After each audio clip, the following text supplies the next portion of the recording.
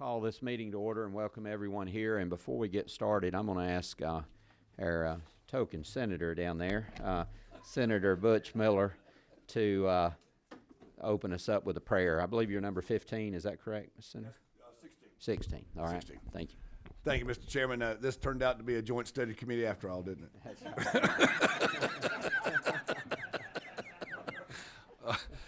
Can we go to the Lord in prayer? Our Heavenly Father, we're just grateful for this various communities that we come from, grateful for this state, and grateful for this nation. We ask you, Lord, to give us discernment and guidance and wisdom and judgment as we make decisions, because our decisions affect so many other people. We ask you, Lord, that you keep on our hearts and on our minds those that depend upon us, depend upon their leadership, their government to create the right environment for business and for prosperity and for all causes that we call patriotic and American. And we ask all these things in your holy and precious name. Amen. Thank you, Senator. First thing we want to try to do this morning, we've got a, and I want to publicly thank the speaker. He's going to come to us here in just a minute after introductions, but for his leadership and getting this group together. I think we can all agree we have a very distinguished commission that has been appointed by the speaker of a group of individuals, both of stakeholders from the state perspective and from local governments across the state. And I think that we have the group that can accomplish some great things over the next 2 years. So I appreciate his leadership in this area and actually getting something across the finish line to keep this ball moving forward. Before we get started, though, I would like to just start maybe down on the end and go through and let everyone introduce themselves, tell us your name, and tell us who you are and who you're with. So we'll start down, I believe, with number 13. Keith Parker, General Manager and CEO of MARTA. All right, good to have you on board, Keith. Chris Tomlinson, Executive Director for the State Road and Tollway Authority and the Georgia Regional Transportation Authority. Thanks, Chris. Liz Hausman, Fulton County Commission, representing District 1, which is northeast Fulton County. Senator? Butch Miller, Senate District 49. Charlotte Nash, Gwinnett County Commission Chair. All right, Chairman Taylor? Tom Taylor, Chairman Martok. Christian Coomer, Cartersville, Bartow, Rome, Floyd County, all those places that need great mass transit. He's our majority whip in the House, doing a great job. Calvin Smyers, State Rep, Columbus, Georgia. Brian Anderson, President of Greater Columbus Chamber of Commerce. Rhonda Briggins here representing the Georgia Transit Association. Bob Ott, I'm a District 2 County Commissioner for Cobb County. That's the eastern part of the county. Butch McDuffie, Director of Athens Transit System for the Unified Government of Athens-Clarke County. Curtis Culliver, CEO and Executive Director of Chatham Area Transit. To Middle DeKalb.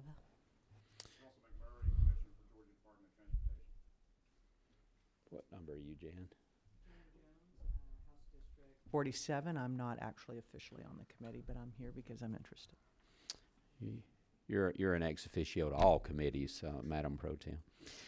All right. Well, thank you again for being here. I'm Representative Kevin Tanner. I'm the chairman of the House Transportation Committee, and I'll be chairing the commission.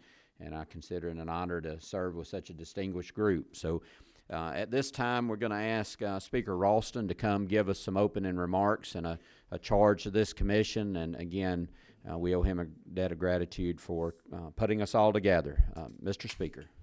Thank you very much, Mr. Chairman. Senator Miller, this is a joint committee, and it's proof that we are living under grace. So, Chairman Tanner and members of the commission and my fellow Georgians, good morning, and I want to thank all of you for being here as the House Commission on Transit Governance and Funding convenes and begins its work. I appreciate each member of this commission for agreeing to serve and to give of your time and talents in this very important effort. I want to begin by thanking the members of the House of Representatives for adopting House Resolution 848 this past session. Just as this House did on House Bill 170 in 2015, This action exhibited leadership and vision on the part of the House. This House showed once again that taking bold action requires more than words. It requires action. Georgia's experience with transit dates back to the 1860s, when the first streetcars began to serve Savannah. In the intervening 150 years, Georgia's transit progress has come in fits and starts. But what I want to focus on, what I think is particularly relevant today, is the progress that we have made in the last several years. In 2014, the General Assembly created the Joint Critical Transportation Infrastructure Funding Committee. That committee's work resulted in the Transportation Funding Act of 2015, House Bill 170. As a part of the legislative package for House Bill 170, $75 million was appropriated for the Go Transit Capital Program. That grant program was Georgia's first direct funding for local and regional transit systems in our state's history. In all, some 9 systems from Athens to Atlanta to Albany received grants for capital improvements. And I must thank CERTA Director Chris Tomlinson and his staff for the great care they took in administering that very important program. In 2016, Senate Bill 369 was passed, which allowed Atlanta residents to vote on providing additional funding for MARTA. That referendum was overwhelmingly approved by voters that November. Last year, the House also initiated a study committee on regional transit solutions.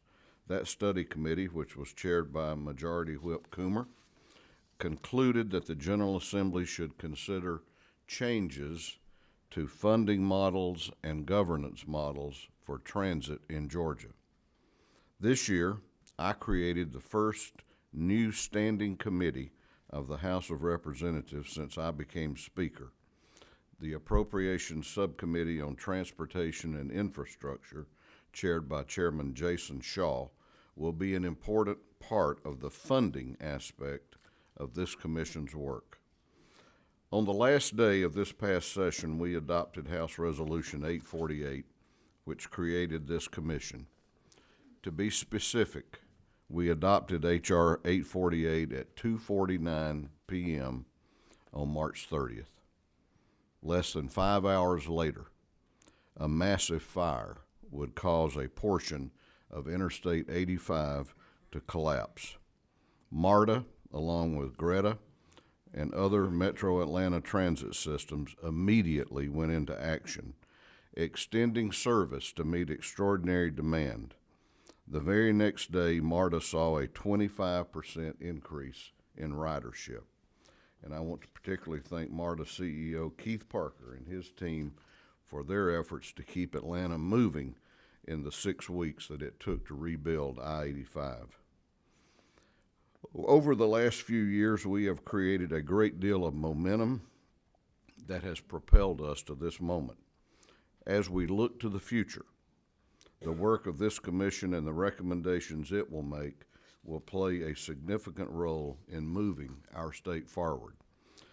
There's a great deal of data that tells us that transit must play a role in our transportation planning in the years ahead.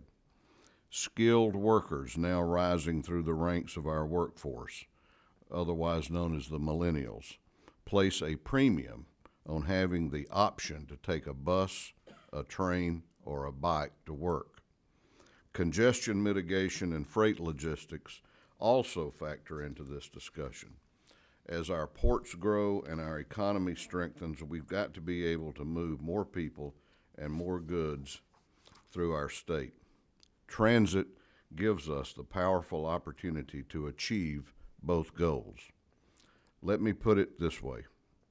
Transportation won't guarantee you economic development, but I can tell you this.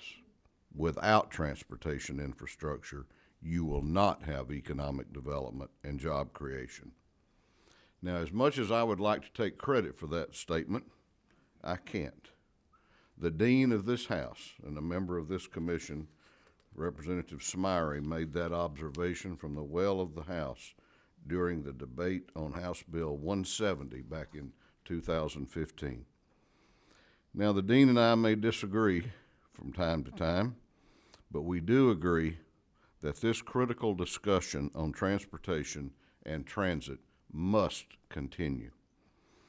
I formally charge this commission, in accordance with the provisions of House Resolution 848, with undertaking a thorough discussion and assessment of transit in Georgia. I further charge this commission to work with stakeholders to recommend ways to integrate transit into this state's transportation future. Your recommendations may include restructuring governance or creating agreements between governments to make transit delivery more efficient. Your recommendations may also include reasonable state funding to support our transit systems, subject to appropriate controls. To be clear, I am not of the opinion that the state must wholly control or take over a transit system in order to provide funding. This is not a zero-sum environment. Rather, I encourage you to work with transit operators and local governments to achieve mutually beneficial outcomes. Just as with the House Rural Development Council, I realize the work ahead is daunting, but I also have great confidence that we have assembled the right group of leaders to tackle this challenge head on. In fact, I do not believe we could have a better group or a group better equipped for this important work. You are the right leaders at the right place at the right time. So I want to thank you again for what you have done and what you will do to keep Georgia moving forward. Thank you. May God bless you, and may He continue to bless the great state of Georgia. Thank you, Mr. Chairman. Thank you, Mr. Speaker. We appreciate again your leadership in this area and look forward to having a successful commission as we continue to move forward. In front of you should have some notebooks, and in that notebook is the legislation that the Speaker referred to. Those of us who are members of the General Assembly have saw this, read it, and have voted on it in this past session, but those of you who are not members, this may be the first time that you saw it, so you can take that, and that gives you the direction from the General Assembly that was passed by the House of Representatives creating this commission. It's House Resolution 848, and lays out what we are to do and what we are to look at, and the reports that we're supposed to provide back to the Speaker at the end of this process. Your agenda that's in front of you, we have on there that the Georgia Department of Transportation is going to go first. I've spoken to them in the ARC, and I think what we're going to do is bring up the Atlanta Regional Commission and the Georgia Association of MPOs to give us an overview of transit. They're going to give more of a global overview, and I believe we have Executive Director Doug Hooker here. We'll ask him to come forward at this time. Let me say to the commission members, as we go through, if you have a question, we will entertain questions as the presentation is being presented. So if you have something that you feel can wait until the end, do not mash your button. But if you feel like you need to ask a question to get clarification, let's do that during the presentation. This commission's work is going to be detailed. It's going to be new to some of us more than others. So we want to make sure that we get clarification on any point that we need during the process. So let's not be afraid to ask questions when we need to. So Director Hooker. Thank you, Mr. Chairman. I appreciate it. And to all the esteemed members of the committee, Senator Miller and our token senator and the rest, thank you very much for having me here and allowing me to give some thoughts and comments. I'm going to begin today to kind of give you an overview of transit in the Georgia context, some of its general characteristics. Then I'll talk a little bit about the funding structures and close with any questions that you might want to ask. But of course, as Chairman Tanner indicated, feel free to ask me questions along the way. I am here, obviously, Executive Director of the Atlanta Regional Commission, but I'm also here because we are an active member of Georgia's Association of MPOs, Metropolitan Planning Organizations, of which there are 15 now throughout the state. Transit, as most of you know already, is provided in more than 120 counties throughout Georgia, so most of Georgia actually is served by transit in some form or fashion. The Metropolitan Planning Organizations, a term you may not be as familiar with, or MPOs, are responsible for helping to oversee the distribution of federal funds in areas that are designated as urban areas specifically. And so an urban area designation is set by the federal government based on some density characteristics, likewise rural as well. For all of the state, actually, the Department of Transportation, who you'll hear from later, is responsible for overseeing federal fund distributions. But with regard to transit specifically, in urban areas, that oversight is shared with the Federal Transit Administration and designated recipients such as MARTA. So, urban areas try to provide what we call fixed guideway or fixed route service. That is, the routes and the schedules are predetermined, publicly available, and therefore a general population, and they do that with a variety of vehicle types. In rural areas, general populations have to have demand response type of transit. That is, there is no fixed route, no fixed schedule. The rider typically needs to call in advance to have that trip scheduled to be picked up. And both rural and urban areas, as long as they receive any federal funding, are required to be ADA accessible, that is, available for individuals with disabilities. And in urban areas where fixed route service is provided, they are also required to provide paratransit service for people who are within 3/4 of a mile on either side of that fixed route corridor, and that's important. However, the paratransit service is not fixed route, fixed schedule. It too is a demand response, so it has to be scheduled. Generally, older adults and veterans have a higher likelihood of having disabilities in the general population, and so they tend to have a higher use of the same type of transit service as those with disabilities. So transportation for individuals with disabilities or lower income, older adults, and veterans is collectively called in the industry human services transportation. These populations have unique needs and have unique access requirements. And because of that, these trip purposes are defined in terms of their eligibility by the particular federal or state funding agency. So the trip purpose has to fit within certain eligibility requirements, which may be medical, may also be educational, employment, or errands or things of that nature, and I'll show some examples of that later on. Within the state of Georgia, there are two primary agencies, the Department of Human Services and the Department of Community Health, that provide human services transportation. And each of them has their own transportation mandates, their own trip eligibility requirements, their own population eligibility requirements. And so different sets of requirements depending upon the funding source. DHS serves populations with disabilities, low income, and older adults for certain kinds of trips. DCH has the much larger system, and it oversees transportation for Medicaid and Medicare eligible individuals. Medicaid being those with lower income, and Medicare those being senior in age. We refer to the Medicaid program trips as non-emergency medical trips in order to distinguish them from an ambulance, which would be an emergency medical trip. So they may have an appointment to the doctor, but that's a non-emergency medical trip. Their service territories differ very broadly too, very differently as well. For DHS, Department of Human Services, they have 12 regions which closely align with the 12 regional commission boundaries and match most of the MPO boundaries as well.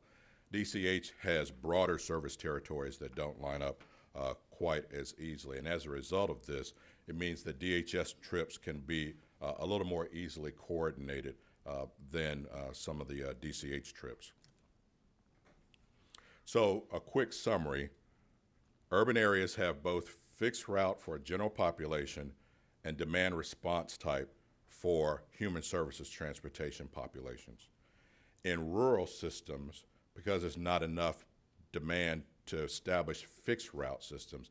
All of their service for both general population and for HST requirements are demand response. That is, they have to be scheduled in advance.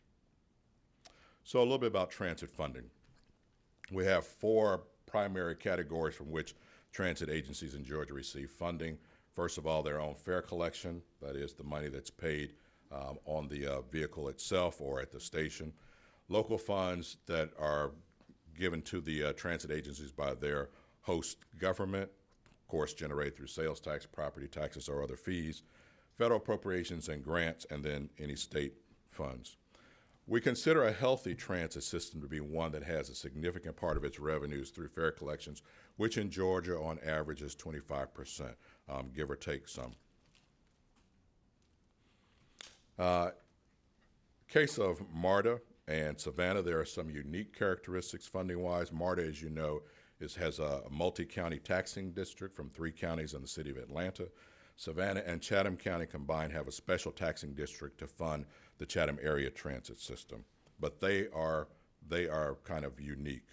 Most transit systems in Georgia are funded by their local government. So, for example, Chairman Nash's Gwinnett Transit, the Athens-Clarke County of Mr. McDuffie, CobbLink, or others are very comparable. Their funds come out of whatever their county commissions decide for their annual budget appropriation. Well, this just repeats what I just said, I'm sorry. The state financially supports Greta Cerda's express bus service, which is increasingly important mix in the Atlanta region for sure. However, it does not provide annual direct financial support for other local or regional transit providers, as Speaker Ralston just alluded to. And of course, Speaker Ralston said much better than I did talking about the 2015 appropriation that you also generously gave for the Go Transit capital program in the form of bonds. MARTA remains the largest heavy rail system in the country that does not receive any direct state financial support, and Georgia is the largest state by population that offers no dedicated funding for transit. We've been very prosperous so far without that, but as the Speaker says, increasingly our competitiveness as a state will depend more and more about our availability of transit, reliable transit for all of our populations. So let me talk quickly about the 3 federal agencies that provide most of our transit funding. The Federal Transit Administration, as all of you know, I won't go through what all these programs mean, but a variety of different programs, again, for different populations and different services. I'll point out the last bullet, the new starts, core capacity, and small starts. If we're starting a transit system from scratch, if you have a major urban transit system that's trying to extend new service, like MARTA with the Clifton Court or something like that, they would expect to rely on a federal matching grant for local funds, and those are the programs under which those funds come through. But they require that the local host, the local sponsor, show 20 years of operating and maintenance funding, because the federal government doesn't provide that. Federal Highway Administration has 3 categories of funds, which are not only for road and off-road kinds of transportation infrastructure, but also available for certain transit expenditures as well. I won't go into those in detail, but the congestion mitigation and air quality in the Atlanta region, that's typically the one where we use to help supplement like clean bus additions to fleets, or if a new county is going to be starting up service, that's the likely source where the region would offer a regional match for whatever local and federal funds come together. And then Health and Human Services has funding categories in the Older Americans Act, the TANF program, vocational rehab, and Medicare and Medicaid. And so you can see why there's a large variety of different types of transit systems needs, because of all the different programs and the different eligibility requirements that are embedded in each of these. We put this all together in one chart. We call this our spaghetti chart. It's a very complex thing. It's very complex. And so a local transit operator has to be well-versed in the different eligibility and funding requirements in order to know the best source for pulling down funds for which of his or her service customers they're trying to meet their needs for. It's a very complex system. So to summarize this, service types, fixed route, typically in urban systems, or demand response, which are HST or rural. Schedule types, it's a fixed schedule, predictable, published, you can count on it every day from day to day, or dynamic, that is, has to be scheduled in advance. A variety of vehicle types that provide the services depending upon the number of people you're trying to move. The personal eligibility, general population, no eligibility requirements, anybody can get on the vehicle. But then human services transportation, very specific eligibility requirements based upon the funding agency. Trip eligibility, likewise, the administration of all of this. There are a few multi-county districts like MARTA, but beyond that, most of these are within a county itself. And then, of course, the different funding sources that I mentioned. As we see it, some of the biggest challenges are how do we provide more efficient, effective transit across county lines. Obviously, economic and social activity doesn't stay within a county boundaries. I mean, related counties share related economic and social activity. But very often the way things are administrated now, they're required to stay within county boundaries, and that makes it difficult to coordinate more effective and more efficient use of the resources. And we don't have a statewide system to coordinate all of this and to help with the making the streamlining so that the customer experience is more seamless, if you will. So, for example, we could have a Department of Community Health vehicle, a Department of Human Services vehicle, and in a rural county, also a rural general population vehicle, all going to the same location for 3 different trips. Same place, for 3 different trips. And in each of those cases, they're going to have their own individual routing and scheduling software that don't talk to each other. So not the best use of our taxpayer dollars.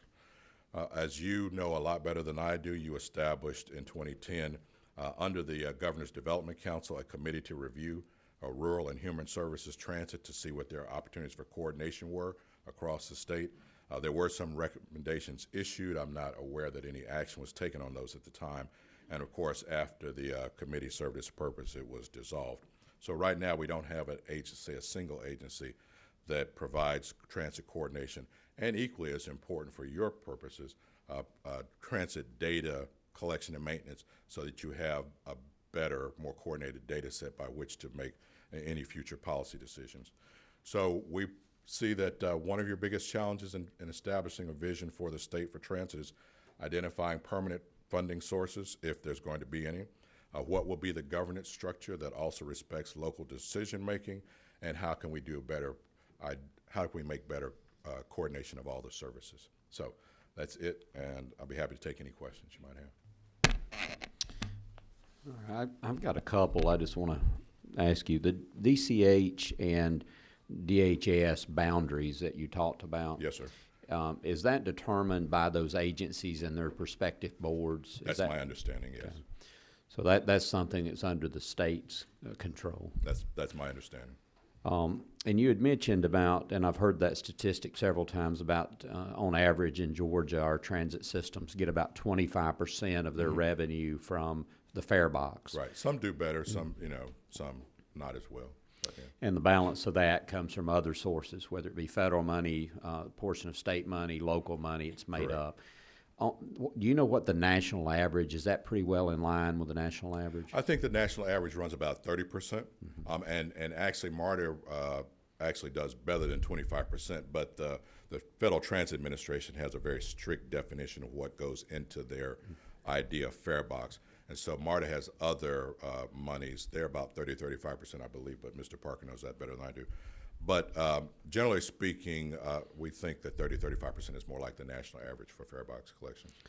Because I think that's important for people to understand, because when I'm talking to people about transit, there's a lot of people that thinks that transit should be self-sufficient through the fare box, and that's just not ever going to be the case. No, so never. We're looking at somewhere in that 25 to 30% range is going to be the best we're going to be able to do. For most systems, yes. What about you were talking about rural transit, and I know we have a lot of our members in the General Assembly represent rural Georgia. And I know as a former county manager, we had a rural transit system that operated on a call demand type basis like you talked about.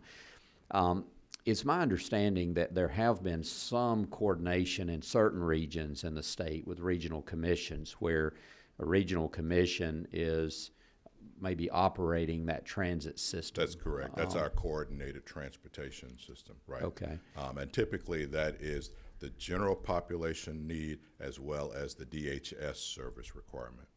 It's a little bit tougher with DCH. And this may be something that GDOT's going to cover, so if it is, I don't want to go too far into this, but from your perspective in following that, does that seem to be working well in those areas where they have that coordinated effort on a regional approach? Yes.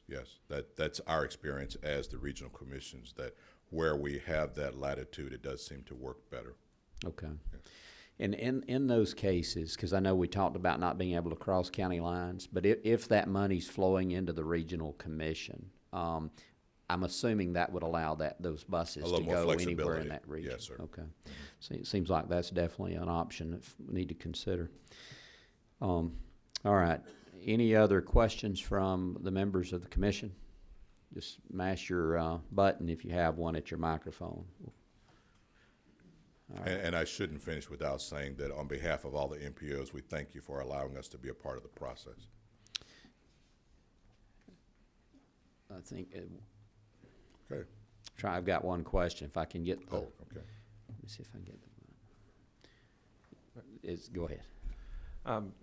The spaghetti chart slide, as he called it, if you could just say a little bit more, I think it's important that the committee understands each of those federal agencies, and you did mention it, but each of those federal agencies have their own rules for the dollars that they control. And I just don't know if you could speak just a little bit more about the complexities that. Right. So any particular individual may actually qualify for several of these different programs, but because of what the nature of the trip is the day they take it, because whatever the nature of their condition is, they may the local government can't dual eligibility, has a harder time trying to figure out dual eligibility to make more efficient use of the funds from the federal source, and so they have to be sure that they're taking the person to one trip from one source, but they may have to take that person on a different trip because of a different funding source, whereas they could, if it were more streamlined, they could use one trip to take them for both purposes. But because of the nature of the purposes, HHS, as I said, for Medicaid, for low income, they have non-emergency medical purposes. But if that person also needs to stop for a social appointment or deliver mail or something like that, can't do it with that trip. They have to go and schedule a different trip with like a DHS service provider. And so, it makes a very complicated situation to try to manage. I don't know if that met what you were trying to get at, Mr. Thomas. And it does, Mr. Chairman, because really it does. The point, I guess I want everyone to keep in mind is even when there's a willingness to coordinate at the state or local level, there's federal impediments to doing what may seem to be common sense. Exactly. Yeah. And isn't there some of our local communities, smaller communities, are not doing some of these types of trips simply because it's so complicated and the requirements? Is it Medicaid where if they do the Medicaid trips that they're required to have a certain arrival time, I believe. I believe if they so, don't yes. do that, there's and within a certain period of window, if they don't, then yes, then that trip is not fundable. Pretty significant fines, correct? Yes. Mm-hmm. So a lot of our rural communities are not pulling down some of those resources that are available because of the risk that they would run for fines. So it's very complicated. And a lot of this, I'm assuming, based on what the director just said, the state doesn't control because a lot of this is funding sources coming from various federal agencies. That's correct, sir. Yep. Director Parker. Yes. And thank you, Mr. Chairman. And I also wanted to thank Doug for a very good presentation. That would be a wonderful Transit 101 course to give to incoming freshmen. But I did want to give a bit of context to a couple of the things that Doug mentioned, particularly the 25% fare box recovery. As he mentioned, the federal government has pretty strict criteria as to what you can include in that number. The MARTA real number is somewhere in the 35%, as he mentioned.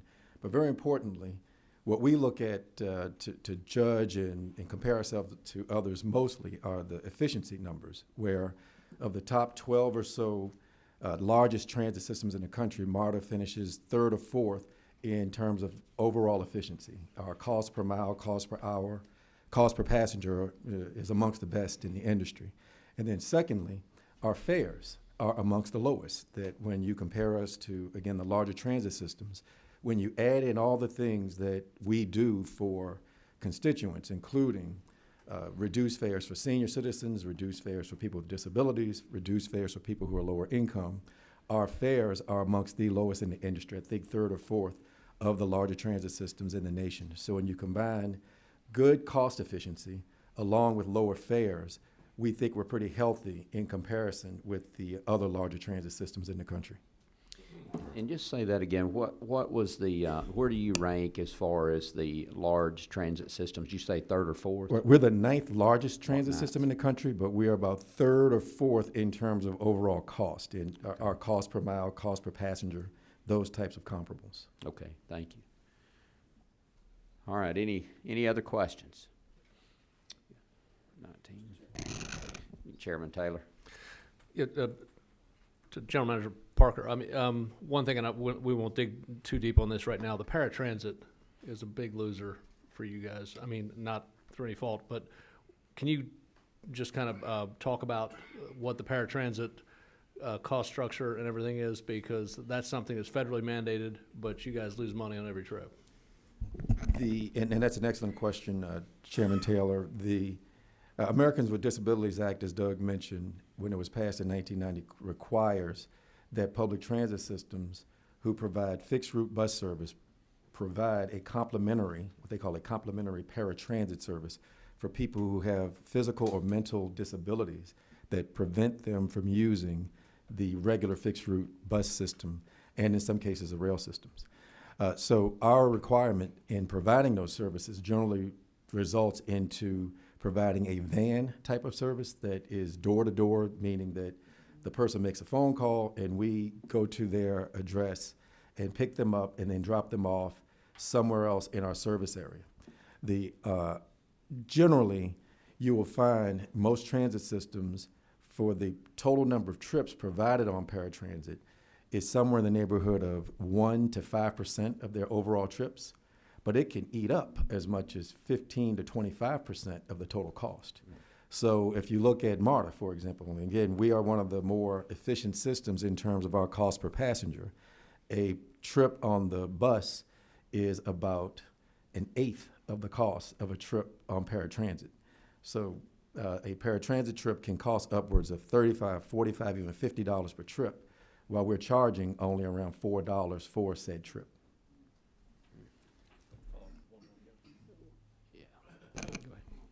Just like to follow up, one more thing with that. Can you, just to put it out there in the beginning of this, what I call Medicare dumping, do you guys experience that where you have people that are charging the federal government for Medicare transport, but then calling up paratransit and dumping them on you? What Chairman Taylor is referring to is a practice by some private sector groups where they will be receiving federal funding for providing transportation to their client, and that client might be billing upwards of $35, $40, $50 for that particular trip. They then call MARTA to provide that trip for them for $4. So there's money being made in some of these efforts, and we have had some fits and starts in conversations with different groups to try to remedy some of that without much success. So is that completely lawful currently for them to do that? I'll leave that up to others. I would be afraid to offer that comment or give that conclusion as to whether it's lawful or not. But it's certainly, I would say, not fair we are a taxpayer-funded organization, and to some degree that means we are subsidizing a private sector group, and the taxpayers paying in some respects twice to subsidize that private sector entity. I would suspect that that is against the regulations, but I'd have to refer to an expert lawyer for detailed determination. And it seems like, though, from what I've heard and based on what you're saying, that's not an uncommon practice. How often do you say that occurs? Again, I would have to take a fresh look. It happens enough that it's meaningful on our bottom line. Yeah. All right, Senator Miller. Thank you, Mr. Chairman. Mr. Parker, thank you very much for your insight into the difficulties and challenges in paratransit. Going back to the speaker's presentation, when we talked about DHS service areas and DCH service areas, historically, has there been any attempt of coordination between those? And how did that fare? Do you have any idea? I'm not aware, Senator Miller. I'm sure there probably was when the Rural and Human Services Coordination Committee was set up in Greta. I'm sure that was probably looked at, but I'm not aware of any recommendations or anything came out of that. Thank you. Thank you. Not sure, number 26. Yeah. Yes, sir. I can actually address the issue on that trip dumping. We experienced that in Athens as well. And it's a part of the function of not only the federal funding sources, but how those federal funding sources come through the state of Georgia. In the state of Georgia, all 5310 money, which is the Health and Human Services type funds, go to DHS. The 5307, 5311, 5339 money, they come to Georgia Department of Transportation. And then they're disseminated out to some of the systems. Some of the larger systems are what is called direct recipients. So they receive their funding straight from the feds. But part of the regulatory process that's in there under the Department of Health and Human Services, the federal side, the legislation or the regulations there actually say that if a provider comes to a public transit entity, they have to charge the regular fair rate that we charge the general public. So when the contractors get a contract to provide those trips, they turn around, call us, buy 2,000 single ride tickets to put these folks on our services, and they in turn bill back for whatever their contracted rate was. So they're basically, we're paying twice for that because our taxpayers are paying for that to help, in our case, subsidize our service by about 35-40%, because that's our split in Athens. But again, they're also getting federal money as well. So that is something that we've tried to address multiple times over the years, and we're still talking about that. So, but it technically, the regulations allow it. Yeah, it's kind of an arbitrage where they're taking advantage of the difference and the lack of coordination in the regulations. One organization says you have to do it, and the other says, well, their reg says you got to pay it. So if you want your grant, you got to honor that. So to correct that, it would require the federal agency to correct it? Some changes in federal regulations, yes. Okay. And we have talked about those at federal level. But it sounds like it's not just costing MARTA, it's costing Athens. I'm sure it costs Gwinnett. It costs Cobb, every system out there. everyone. Every system in the state is experienced that in some way. And that's the difference between the demand response trips and the fixed route trips. There are huge differences, a huge disparity in cost when you're only taking one person or two persons from point A to point B, as opposed to 15 or 20 on a fixed route bus.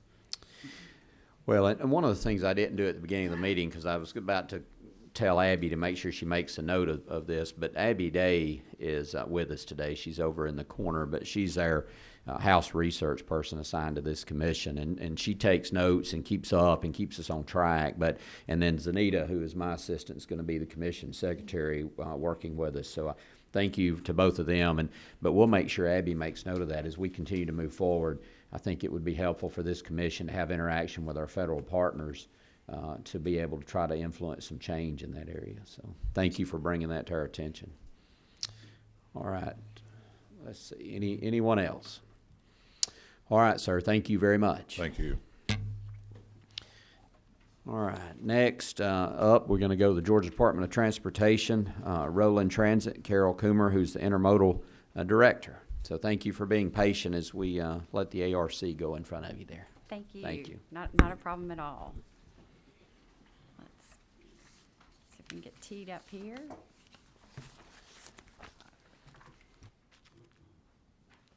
Chairman Tanner, members of the commission, Commissioner McMurray, I'd like to thank you for the opportunity today to participate in the commission's first meeting and provide information on transit in Georgia and specifically the department's role in supporting public transportation. As you're aware, there have been a number of studies in recent years that have included a 2010 study on Transit Governance Study Commission that was created by House Bill 277, 2011 Governor's Task Force on Transit Governance, a 2014 Joint Study Committee on Critical Transportation Infrastructure Funding, and a 2016 House Study Committee on Regional Transit Solutions and Senate Regional Transit Solutions Study Committee. At each step, the department has stood ready to assist and provide input on identifying the challenges and realizing the opportunities for advancing transit in our state. While we're specifically talking transit today, it's important to remember whether it's roads, rails, runways, or rivers, it takes a connected transportation network to efficiently and effectively move people and products. And I'll apologize also for any overlap that we have with information in the ARC presentation, but also just to reiterate why transportation matters in Georgia. It's an integral part of our transportation network and enables an important range of activities in our lives that are so very important. They include, but are not limited to, being able to access quality medical care, accessing jobs and schools, and enabling us to be independent throughout our lives. It also helps our communities by providing a means to deal with natural disasters and man-made disasters, like Hurricane Matthew, and the fire 2 months ago that damaged a vital section of Interstate 85 in Metro Atlanta. It also creates a supportive system to enable opportunities for economic development. Most recently, State Farm and Mercedes have announced headquarters in the Atlanta area, and one of their requirements was to be located close to public transportation.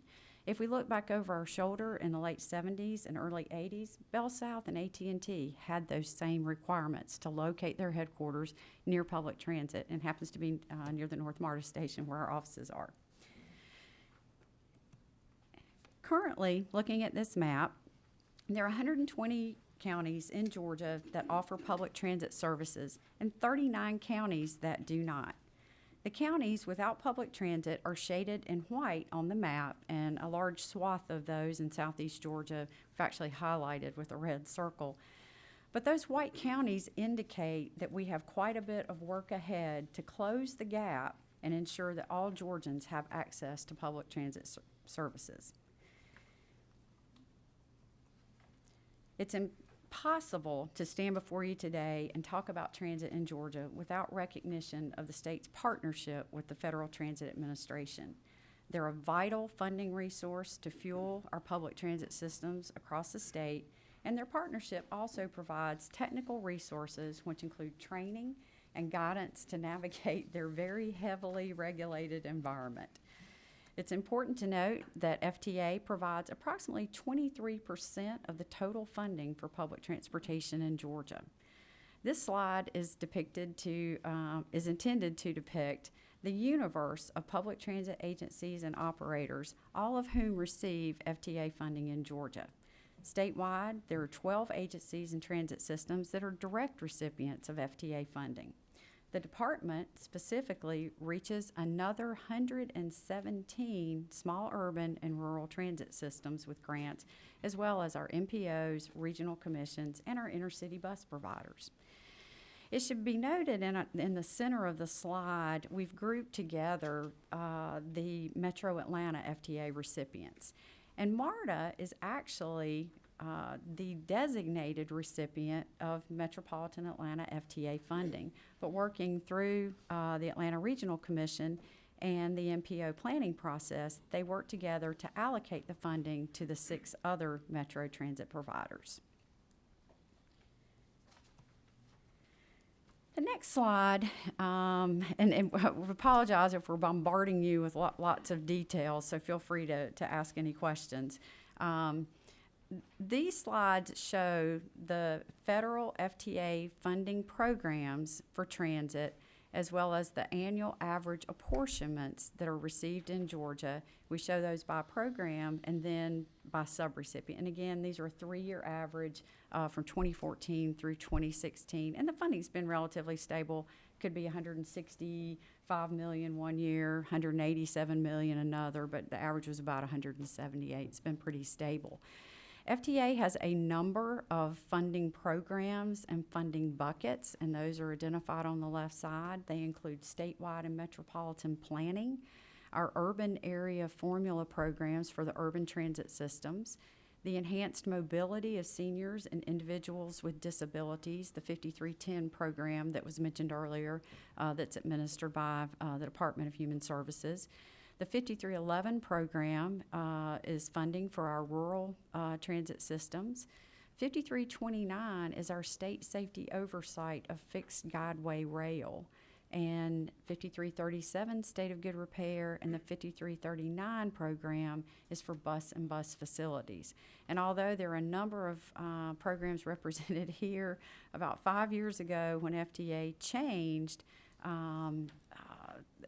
through statute, their program structure, there were twice as many programs. So the consolidation has been good, but certainly provided some challenges. Depending upon which federal program you are expending funds from, will dictate the federal share of the project funds. For any of the capital programs, the federal share is 80%. At the state DOT, we typically will provide 10% matching funds for our small urban and rural systems, and there's a 10% local match. For operating programs, which are only eligible for our rural and our small urban programs, there's a 50% federal funding share, and the department does not provide any additional state funding, so there's a 50% local match. The planning program projects are generally funded at 80% federal share with a 10% state match and 10% local match. And as you can see, about $178 million annually come through federal funds to the department. This next slide has tons of information on it, and it lists from fiscal year 15 information that is reported to FTA's National Transit Database. And it lists in Georgia all of our transit systems that are operating. It lists their ridership and lists the total cost that they reported that year to operate their system, the amount of federal funds that were used to offset that cost, the amount of state funding, the amount of fare box, and other local funds that make up the monetary system to support these transit operators. And so when you're looking at percentages of fare box, our calculations were consistent with those mentioned earlier, that in Georgia generally they're in the 25% range. But specifically you can look and calculate for any of the systems. Again, these numbers that are reported here are basically the official recording of information by FTA through the National Transit Database. And the information was mentioned earlier, FTA has very strict guidelines on what comprise these costs. And for the 117 systems that we report for Georgia DOT, for our rural systems, rural counties, and our small urbans, we expend over $250,000 annually to collect the data, to analyze it, prioritize it, and load it into the system. It's oftentimes rejected by the system. We have to go back and resubmit. And so it's a very laborious process, but it's very data rich. Next, I'll talk specifically in the remaining slides, our GDOT's specific role in public transit.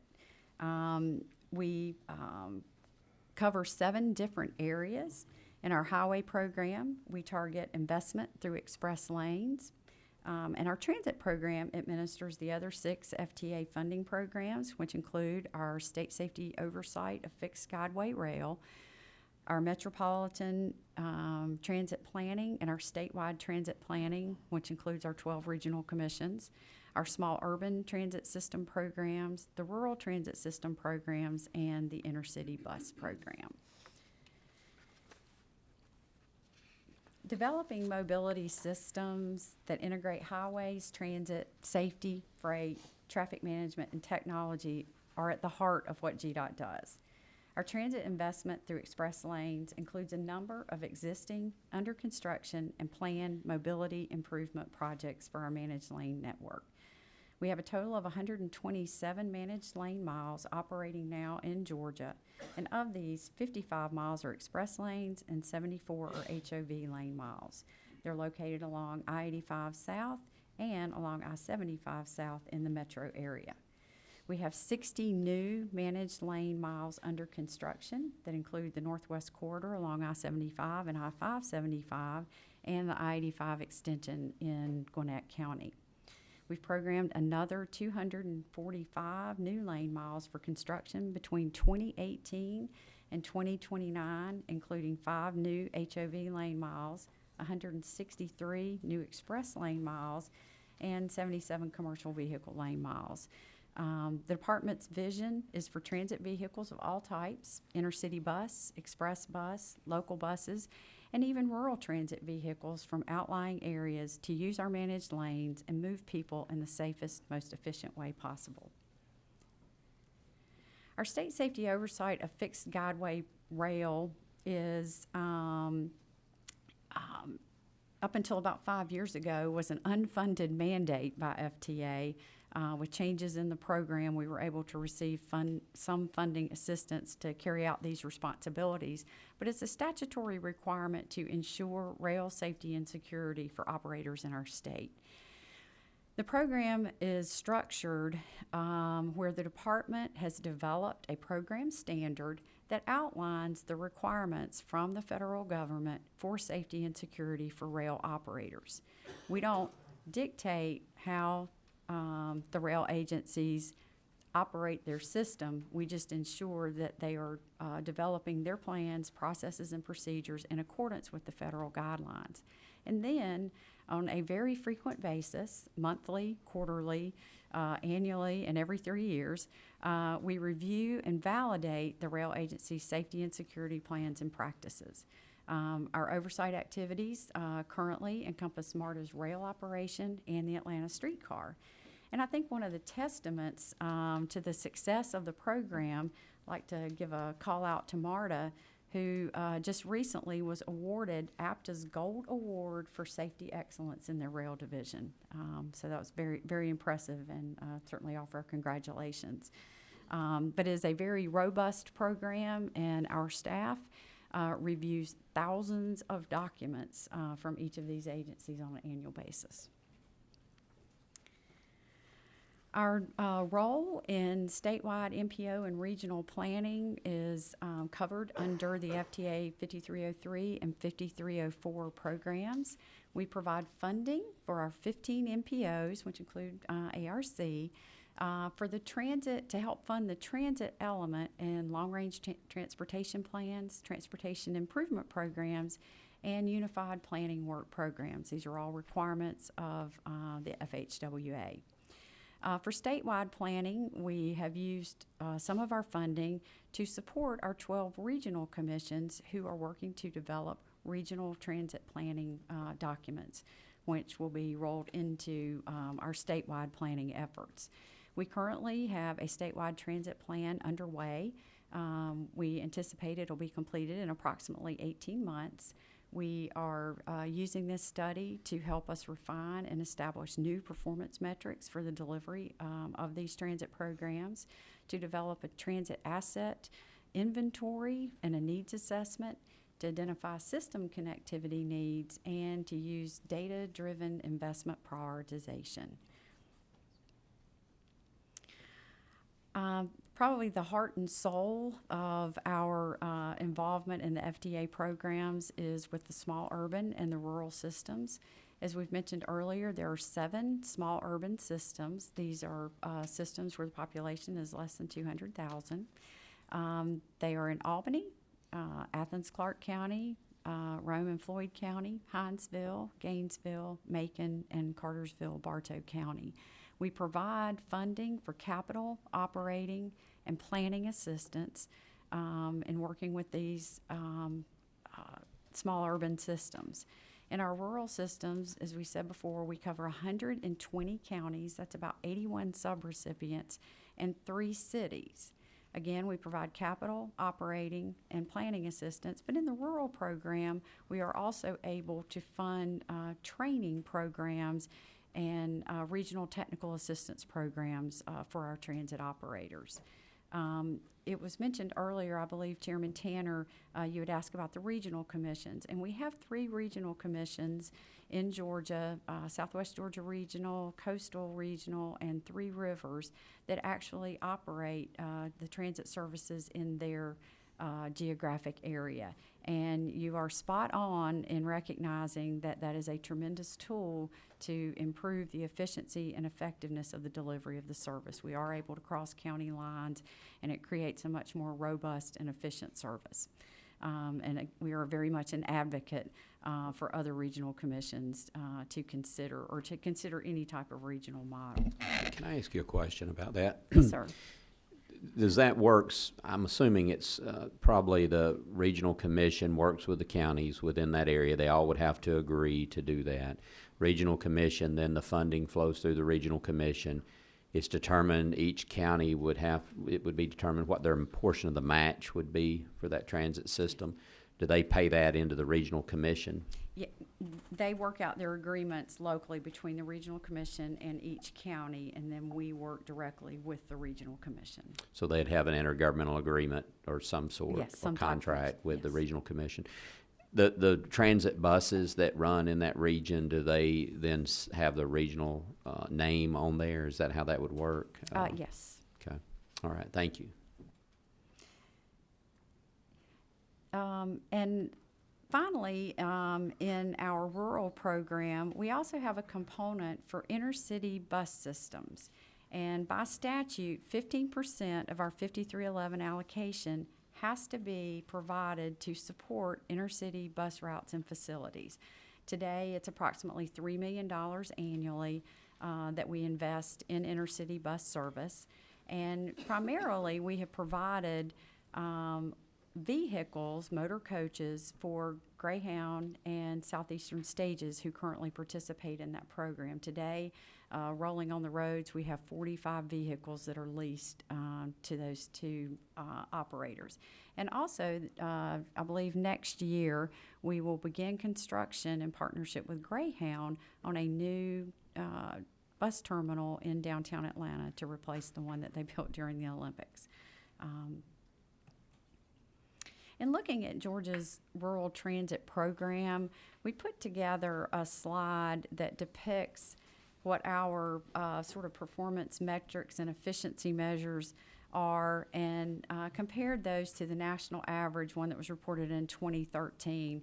And we're very happy to report, we talked about the ADA requirement to provide ADA accessible vehicles and paratransit. Currently, our fleet is at 96% equipped, where the national average is 83%. One area where we are not above the national average is in the number of trips per mile. And for Georgia, as we all recognize, we're the largest state east of the Mississippi. A lot of our counties are very, very large, and so we have great distances to travel to provide these trips. So that certainly is a challenge in increasing those numbers, but also trying to get more individuals on each trip. As far as cost, looking at cost per trip, cost per mile, and cost per vehicle hour, we certainly are outperforming the national average almost by half. So we're very proud of those statistics, but certainly we recognize that there's always work that we can do to continue to look for ways to deliver the services much more efficiently. We provide this next slide just to give a historical perspective to the department's state transit funding that we have received over the years. These state funds are provided to the department, and we use them to provide the non-federal state match on the federal grants. Again, those are going to our small urban systems, our rural systems, and to our planning agencies and rural commissions. And it's interesting, in FY17, our allocation was approximately $3 million. And although the department as a whole is a multi-billion-dollar agency, our state constitution restricts the use of some of the department's funds. And so motor fuel taxes are only allocated to roads and bridges, and therefore we're not able to spend those in our transit program. Certainly support it through our express lane service. So all of our appropriations come annually each year from the general fund. And we would, as Doug mentioned in his presentation, certainly laud the efforts of the legislature in FY15 to appropriate the $75 million for the Go Transit program. Again, very historic, as it was the largest investment that we've made in transit in the state. Our last slide just gives you a little perspective outside of our state line. There was a survey, or actually a survey is prepared every year by the American Association of State Highway and Transportation Officials, and all of our state DOTs report what our funding level of state dollars is into our transit programs. And also we report the number of systems that we're serving with those investments. And so Georgia's per capita state funding just from GDOT is only about 30 cents. Several other states in the 30 range are Kentucky at 39 and Montana at 32. But what's very interesting is those states have less than 50 systems that they support, where we have 113. And we'll close the presentation and just comment on some challenges and opportunities that we see on the horizon. First, it includes staggering forecasts for population growth. We're 8th in total population and have more than 10 million residents today. We expect to add another 5 million by 2030, which is a 50% increase. Much of this growth is going to be in the younger population and in seniors. And both of these groups need special consideration when it comes to transit. And while growth is good, it's also a challenge because transit resources are not yet identified in communities to support this new growth and evolve their transit systems. A specific area of concern is our rural systems that will become urban systems probably with the next census. We're not able to spend our $5311 for the rural system in an area of population that has been designated as urban. And so having a transitionary program to be able to transition to the urban system has been quite a challenge. And we've identified approximately $2.5 million annually today in need for our systems here in the metro area, and we are bracing ourselves for 2020. We also know that we're at the beginning of what is referred to as the silver tsunami. It's a very rapid increase in the number of seniors. University of Georgia researchers have estimated that the number of people aged 65 and over in Georgia is expected to increase more than 175% between now and 2050, which makes Georgia the 4th fastest growing older population in the United States. This growing segment of our population is much likely to be much more active and live a much longer life, which will place increased demands on public transit. Increasing efficiency and coverage in delivering public transit is on our radar screen every day. We recognize that we must keep pace with changing technologies and adapt our systems to capitalize on these efficiencies and that can be provided in delivering public transit. Change is difficult, but it's a necessity. We must also cultivate and integrate new partners and new models into our public transit systems in order to remain viable, efficient, and cost-effective.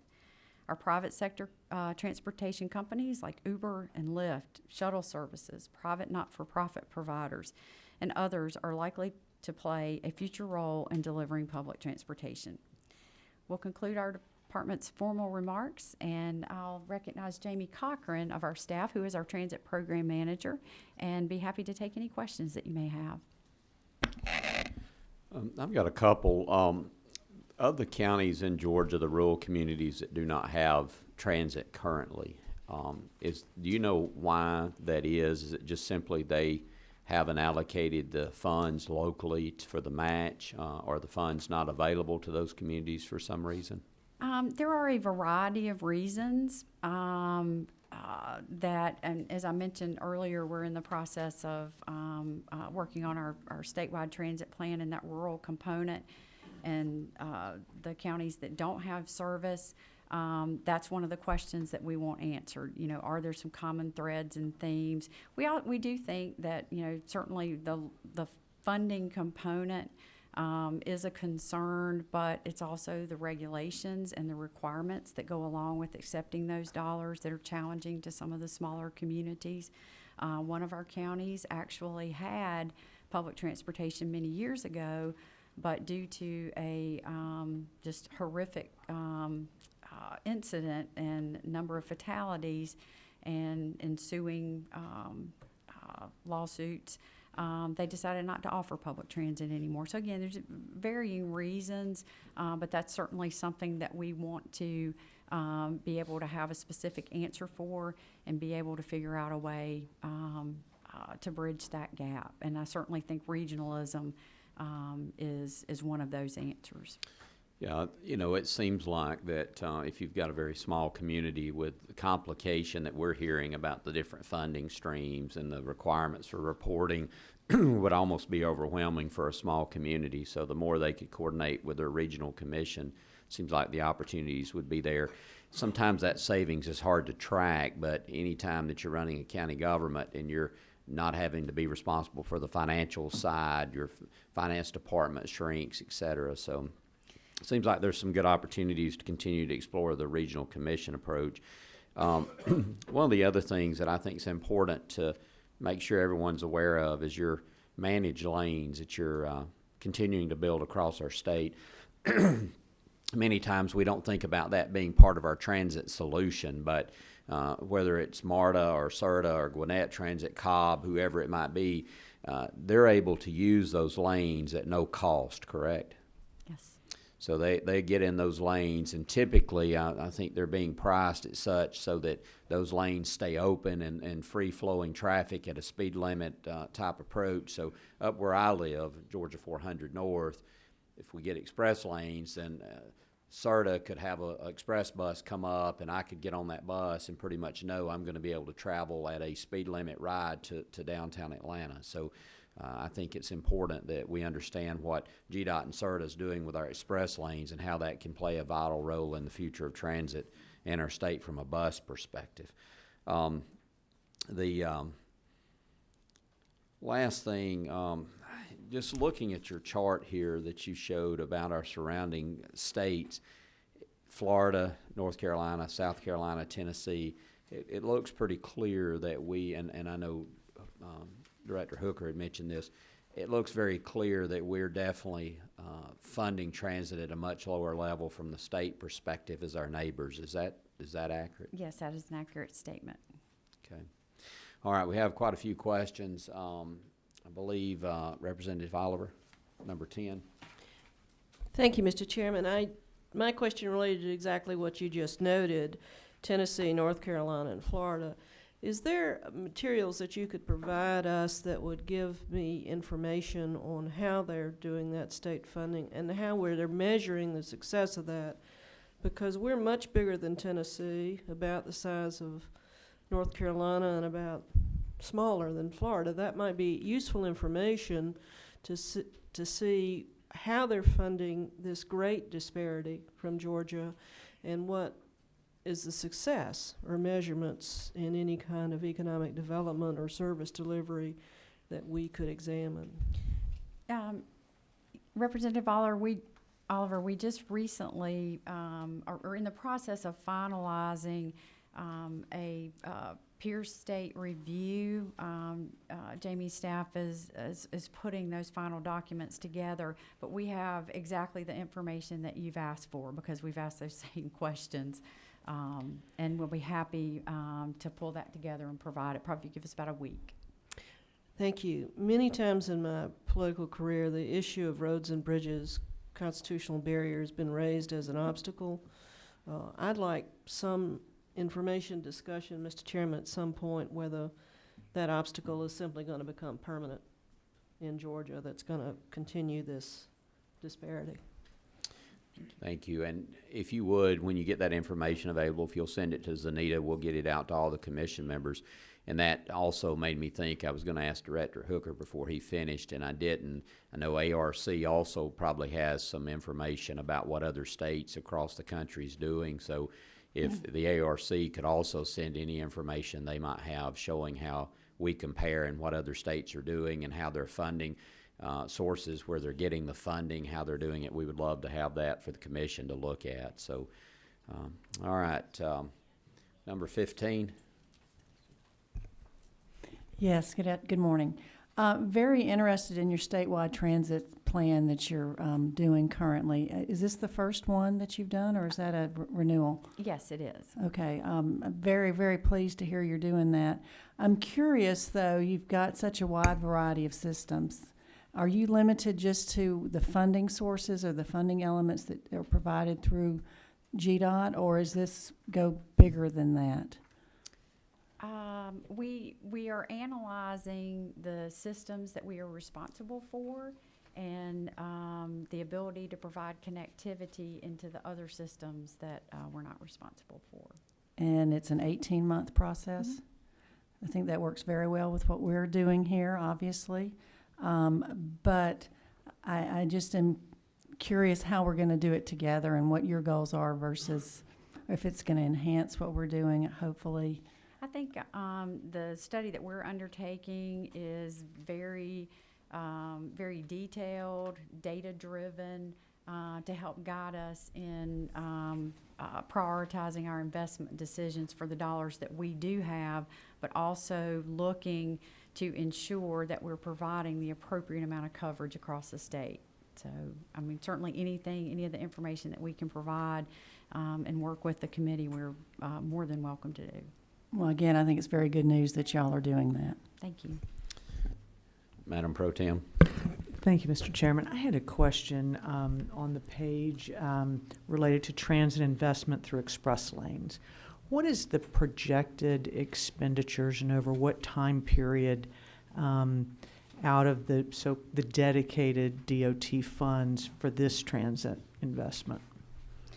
And I will call on our Commissioner Russell McMurray, who can, if I'm allowed.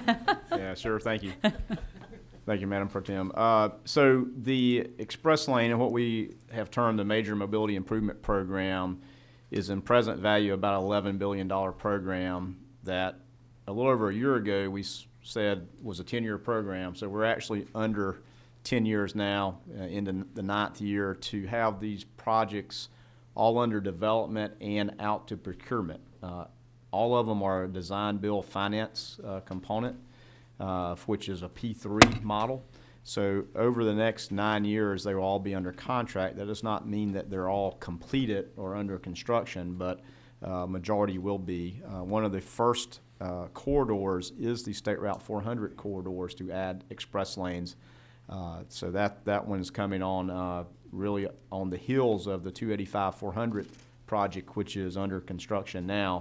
As it completes, it makes ready, if you will, the room for the express lanes on up 400 into Forsyth County, as the chairman talked about. We have a new bus for him to ride on. So, Thank you. But it is a big investment, and I think again it sort of goes back to maybe the other conversation about fund sources and utilizations. Again, from the department's point of view, working in concert with CERTA and Greta, we see that these express lanes provide tremendous opportunity for transit in all forms, in different forms than we even think about today. So it provides those dedicated lanes, and as Chairman, you mentioned, it provides predictability and consistency and speed and for one fair price. So you don't have to worry about what the rate may be, because once you get on that service, whatever your service may be, you've already paid for it, and you're moving through there. And I think the other part of that is we've looked at this, and if you look at that map, very excited to be working in collaboration again with MARTA and the city's passage of the referendum and how these make connections. And that's, one of the things that we talk about is those last mile and really first mile of how do you make these seamless connections. So that gives us the ability to start integrating into some strategic locations as express service maybe hits heavy rail or other forms of transit as well. It's all about the connectivity to make this a success. Follow-up question, if that's all right, Mr. Chairman. ma'am. How many lane miles, or how many miles, well, I guess lane miles, would that plan represent? Because it looks very significant. And also, just as a part of that, does that $11 billion include what's already been completed with 75 South and 85 North? No, the $11 billion does not include those projects. The 85 North extension was a little over $100 million. The 75 South was, again, about $150 million, I believe. But that does not include that. I believe the number of lane miles, which means if you have 2 express lanes, you count those doubles, around 330 additional, so cut it in half, 156 more linear miles.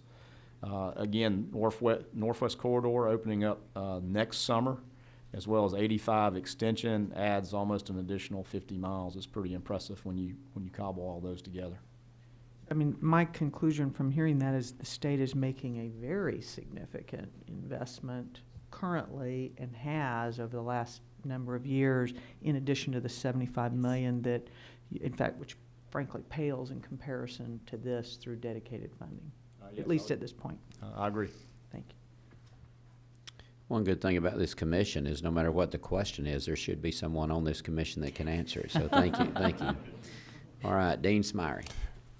I just want to follow up on Representative Mary Margaret Oliver and the chairman's comment, because this page that I'm looking at with the Pure State DOT's investment in transit, I mean, that's just that's a remarkable page. And miraculous, I don't know how y'all spend $3 million and what formula do you use to do that? I want to commend you, yeah, to be able to. I mean, 113 units, 30 cents per capital, and as I look at transit, I see it, more of a quality of life and an economic development tool, and if our state demographically is changing in the way they say it's changing, and we're doing what we need to do as it relates to economic development and growth in our state and being #1 in business and that sort of thing.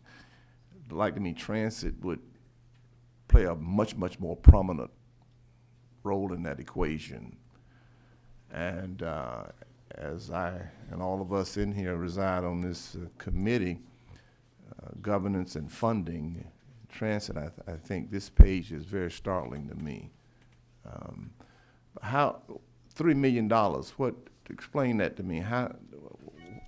What formula?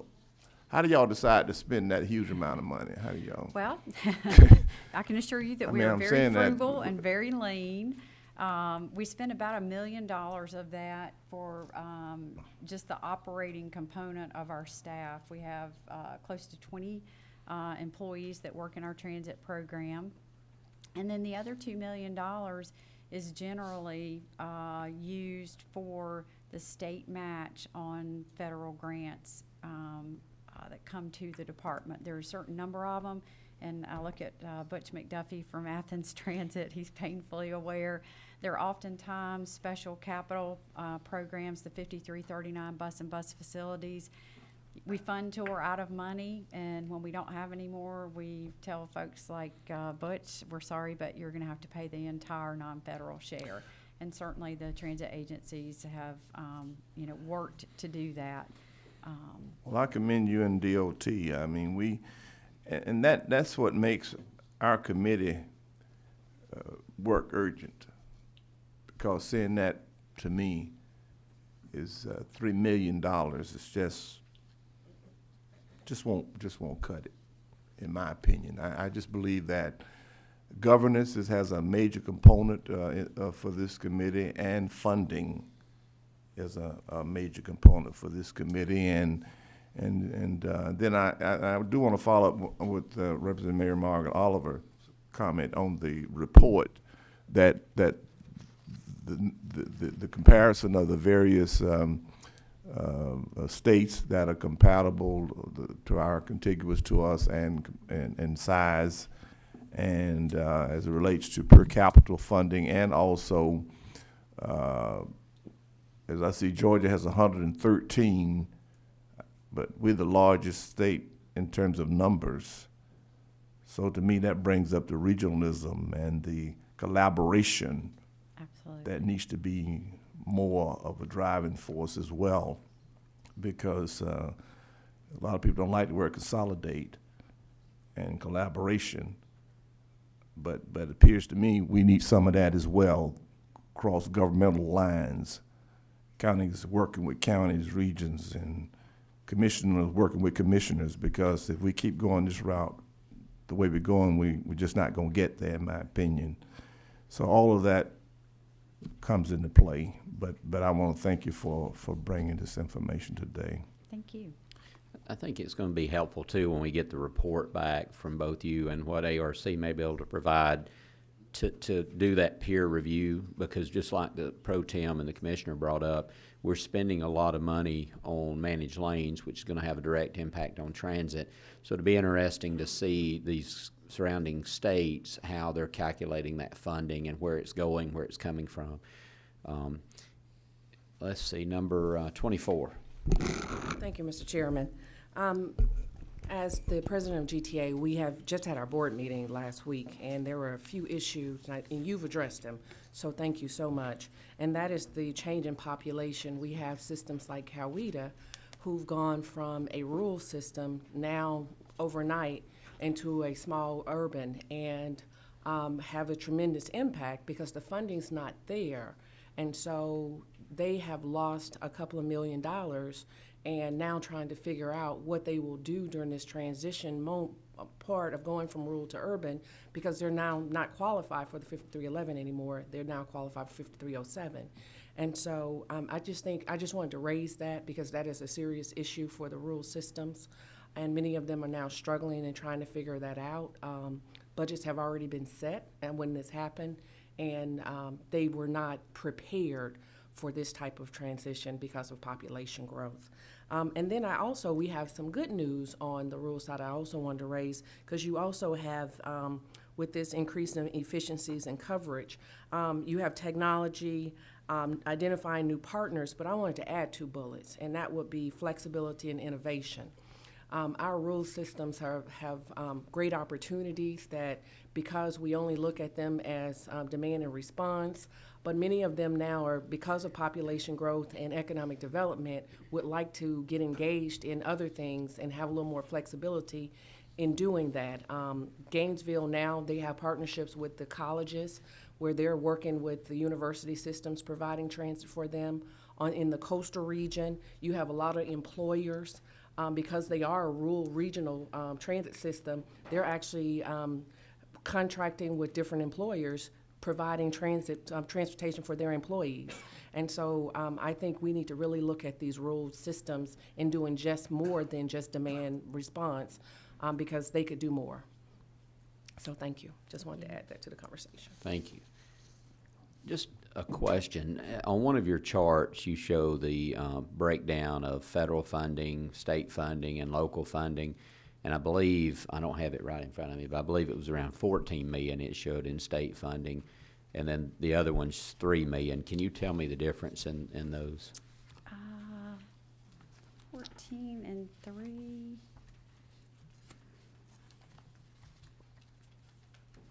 Let's see. It's the one that's FY15 Yes, statewide transit. the $14 million is basically comprised of our $3 million from GDOT that we are providing as the local match to these systems. And then the lion's share of the rest of the remainder of the money is the investment from Greta Okay. into the express service. Okay. All right, thank you. Number 25. Thank you, Mr. Chairman. Thank you for all the useful information.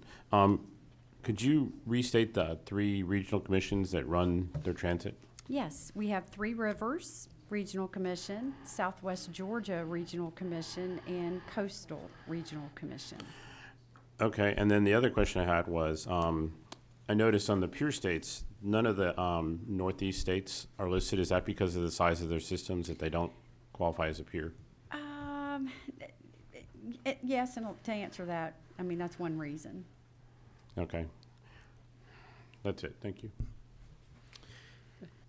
At a future meeting, I think it'd be interesting, too, to hear from one of the regional commissions who's taken over the transit system, just to see how they went about that, how that's worked, and it might help encourage some of the other commissions across the state to at least explore that option. So, 16, Senator Miller, I believe. Yes. Thank you, Mr. Chairman. Can you give us some insight into this page and what were the significant drivers here that, such as wide swings in investment in transit funding? I mean, what was going on during those periods that would create such a discrepancy? Don't know. That's a tough question. As you know, as I said, our funds are appropriated annually by the General Assembly, so you know, not having a recall of what was No significant projects, though. No. Okay.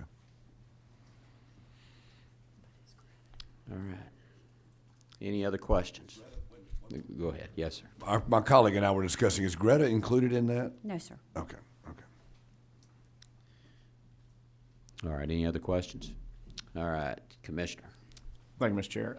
Based on the conversation, let us come back with some additional information as it relates to per capita, maybe from a total state investment, sort of back to your 14 million versus 3, clean that up. We can also try to aggregate in future investment like the express lanes, which do provide a tremendous transit benefit, and sort of slice and dice it a little bit more to give some perspective and reach out and then do some comparisons at the state level.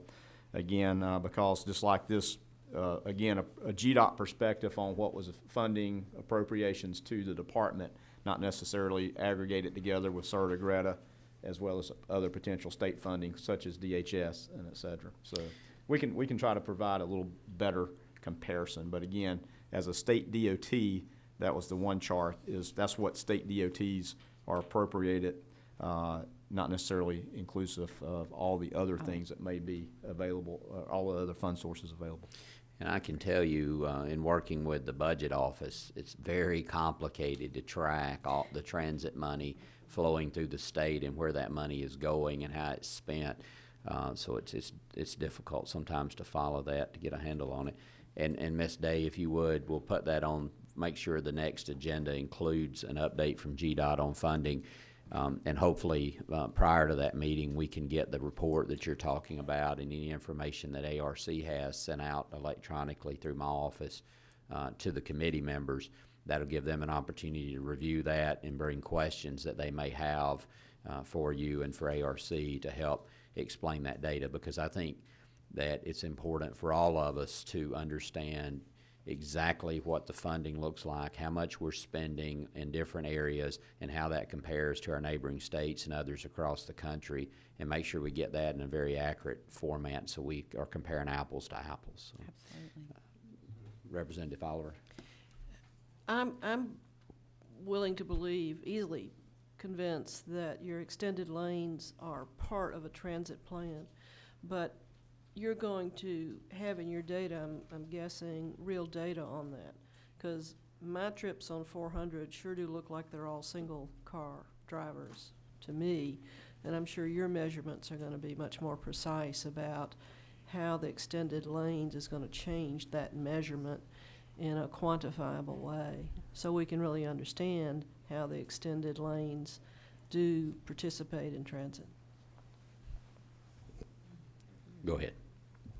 So thank you. Obviously, what it does is provide the ability and the facility for express service. We have express service operating now along 400, so it provides that, but it also provides the ability to provide other types of increased service. So, and that's part of, I think, is the outcome of this commission works, is what are those future recommendations? How does transit grow and expand around that sort of artery, for 400 being the example we're talking about? How do you make those connections that then enhances that? Because again, as Carol, I took offense to Carol's, what do you call the gray hair people on your slide? I Silver tsunami. Silver. I took that personal for some reason, but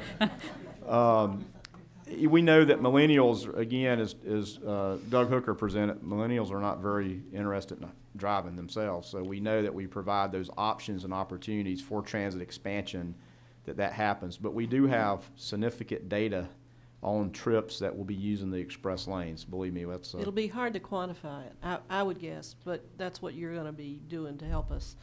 The $11 billion relates to this kind of data quantifiably as to how it assists to eliminate the single car driver.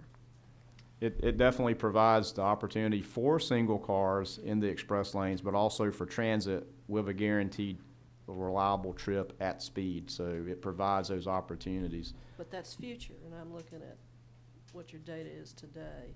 But you understand that data much better than I do, and I look forward to trying to learn about it. Okay, glad to do so.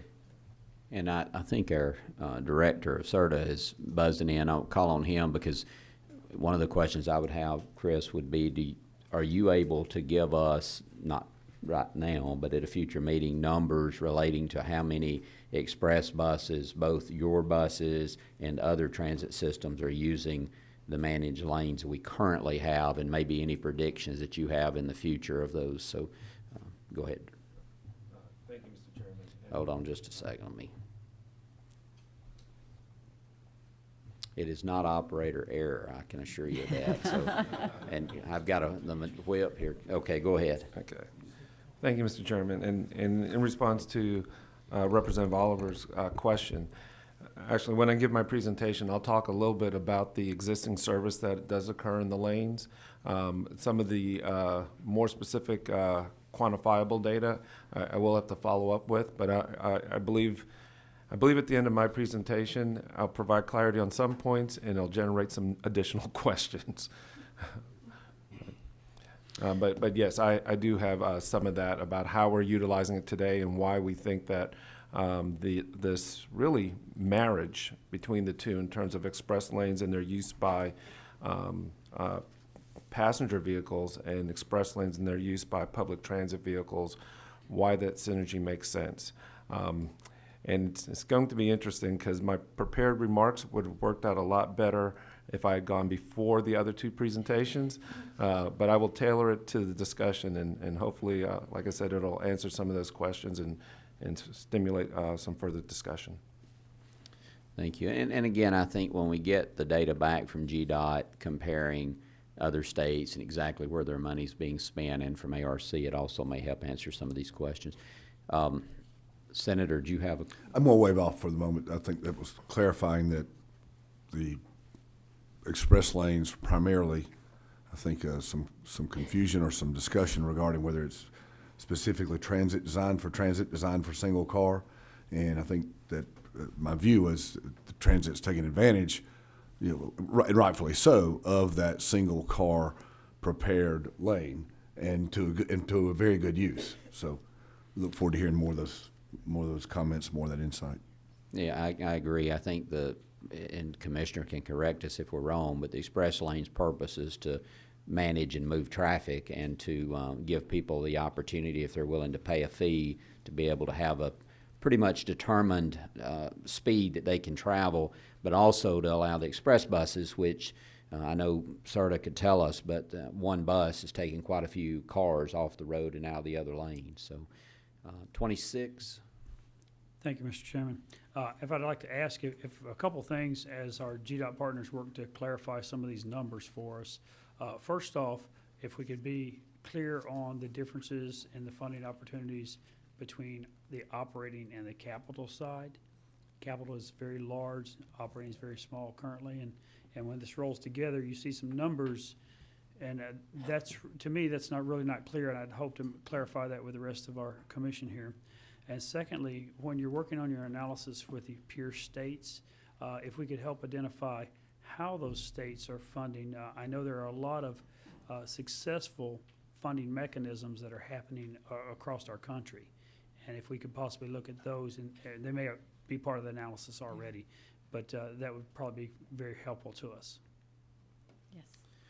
Yeah, I agree, and I think that as we move forward and look at future meetings, dedicating an entire meeting to looking at funding sources and what other states are doing, how it's funded, options that are out there is important for all of us to at least understand the landscape.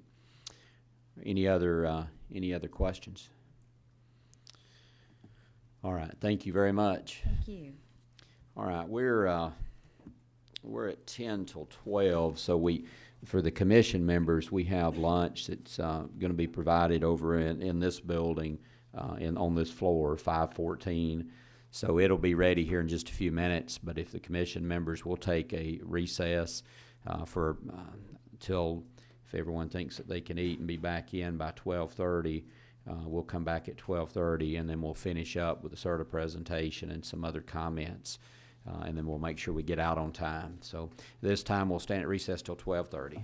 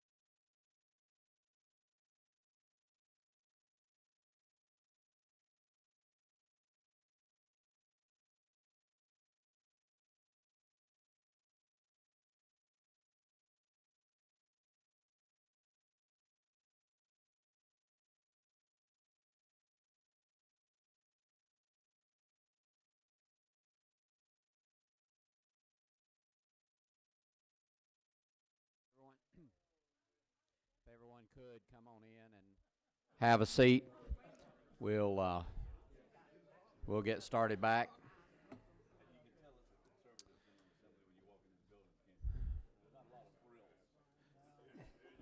Folks who serve on our Standing Transportation Committee know that I like to stick to a good time schedule, so we try to start on time and end on time.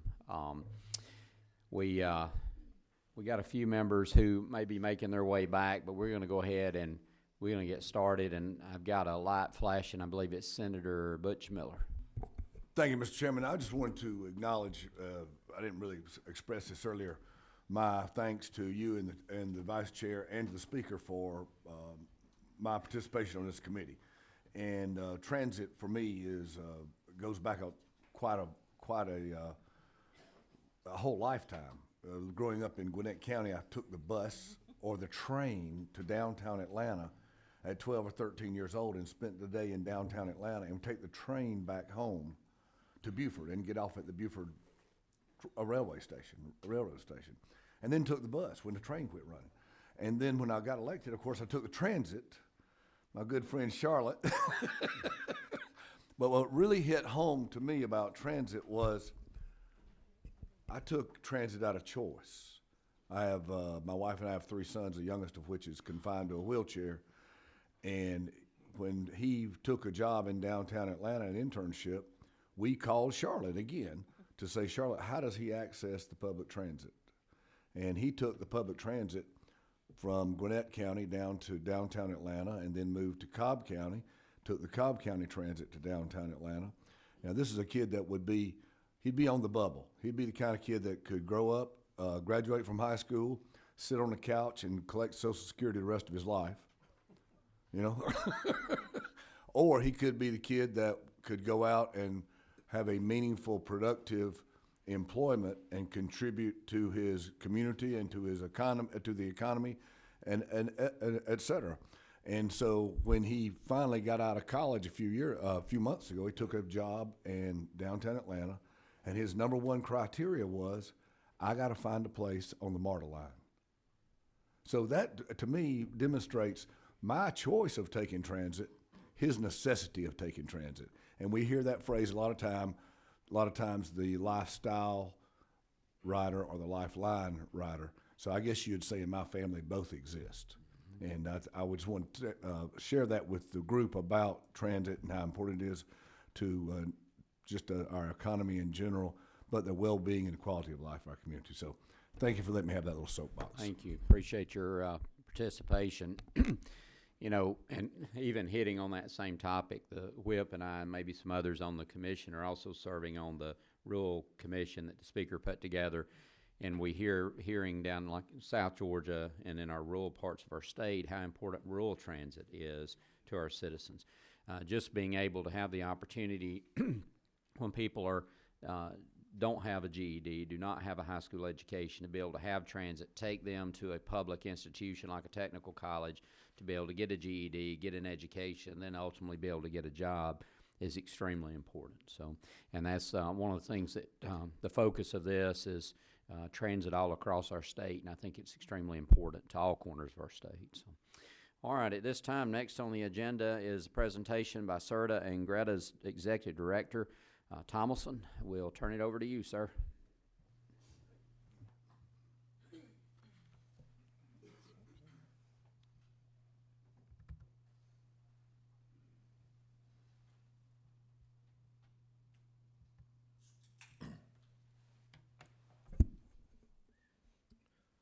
Well, good afternoon, Mr. Chairman, and my fellow members of the commission. It's interesting batting cleanup after the great presentations, but I think it was also a good segue to understand the landscape within which the State Road and Tollway Authority and the Georgia Regional Transportation Authority operates. Because you're going to see that we play a fairly unique role in the state's transit program and operations. And I know there's some confusion of whether it's CERTA or Greta, and I'm hoping I can clarify some of that. So, Express, that is the brand, that is the name of the state's transit operations.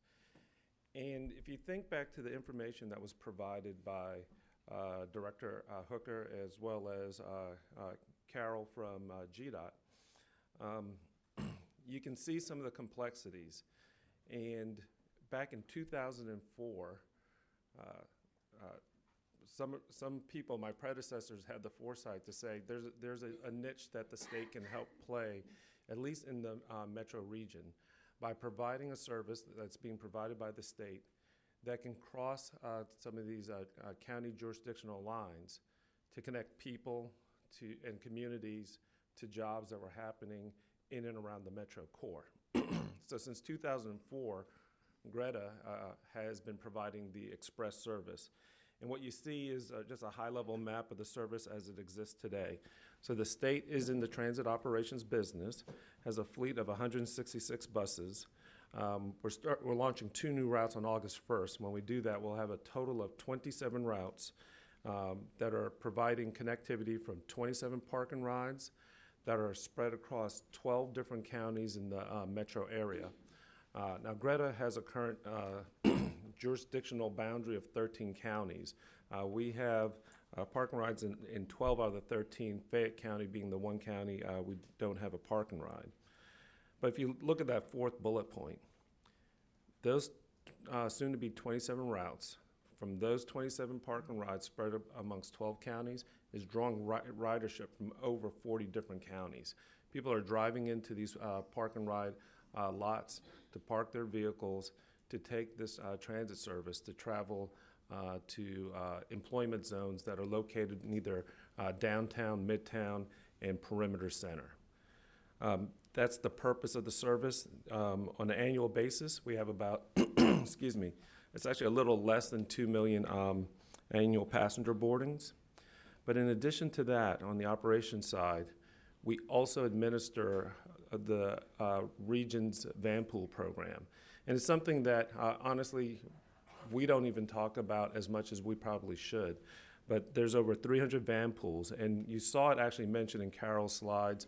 We have agreements with a company, was called V-Ride, and the other was called Enterprise, that recently merged. So the entire program is through Enterprise, the same people who do the rental car business. But those 300 vans, which are largely self-organized, also account for an additional 800,000 passenger boardings. So this van pool program, which is another federally funded program, is an integral component of our transit system. So on that point alone, adding to the layers of transit, what we've heard about bus and rail, we also have van pool, and transit just comes in a lot of different forms. And from an operations perspective, this has been the state's role with the express program. What does this program cost? You heard a little bit about the different funding sources. You see a pie chart in front of you has 5 slices, but in general, when you hear any of us talking about transit and transit funding, you typically hear people talking about a 3-legged stool of either federal funds, and you see we have about 6.7 million FTA grants. That's the federal funding component. About $5.8 million annually in passenger fares. That is about 23% of the funding of that operations, and about $10.4 million in state funds. Again, for comparison purposes, when you think of MARTA, MARTA has a sales tax providing that 3rd leg of the stool. When you think of Cobb or Gwinnett's transit services, they're funding that as part of their overall county budget, but a large part of that obviously is coming from the taxes they collect from property tax.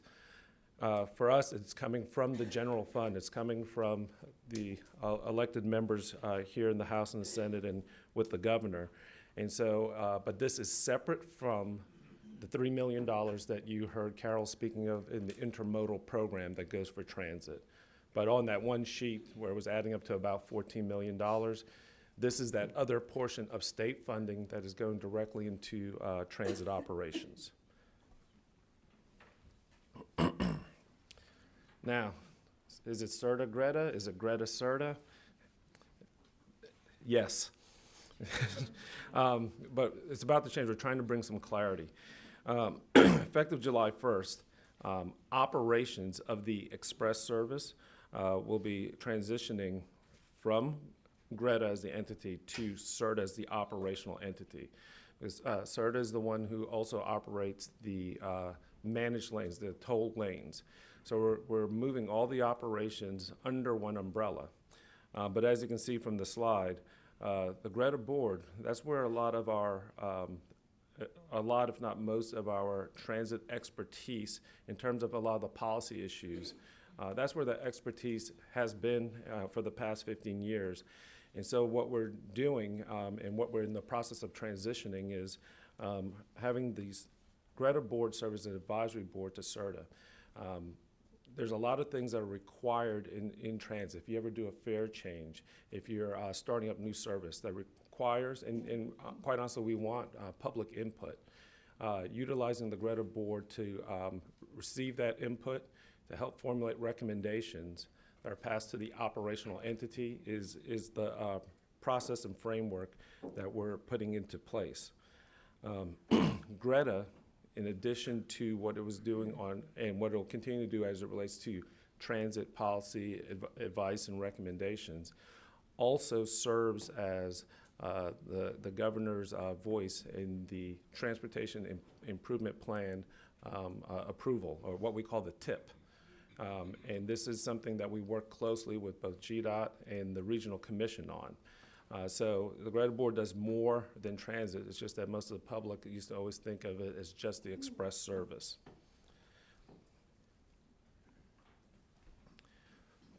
But why move it over to CERTA? Why have I become the executive director of both? You actually heard a lot of the points I was going to make earlier this morning. The two together help provide a coordinated ecosystem of transportation options to help deal with congestion. This morning we heard a lot about some of the challenges, and there are many when it comes to rural transportation, rural transit.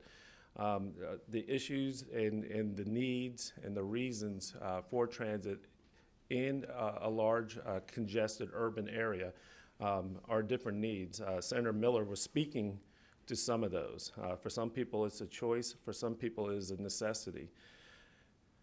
But what we're trying to do with bringing the two together and working closely with our partners at DOT in planning with the express lane system is we have recognized some real-world synergies based on real-world data. So in the I-85 corridor, where again the I-85 express lane, the hot lane, has been open since 2011, we presently have about 6 routes that utilize that corridor. Actually, we have 5 routes that were run by Express or the state service, and 3 routes that were run by Gwinnett County. Each of those routes can utilize a lane for no charge. In other words, those customers get the benefits of that express lane for just paying the fare for the bus. For us, we've seen more consistent performance in some of those routes than those routes enjoyed prior to that lane being there. And we believe that we'll see that pattern continue as this express lane system is built out. So again, one of the criticisms of any toll project, and certainly certain express lanes, has been whether they're Lexus lanes. But I would submit to you that one of the things that we've been doing, one of the things that we're focused on, is making sure that these lanes also provide a benefit for public transit, or for those who either choose not to or feel they cannot afford to pay the tolls. This is purposeful. When you go back to the original I-85 project, the state received a $110 million congestion reduction demonstration grant from the federal government. The original project was approximately $180 million in potential funding that could go towards this project. But even from those early stages, about $60 million of that project was focused on either the tolling system or the modifications that need to happen to the roadway in other words, the civil construction side at DOT.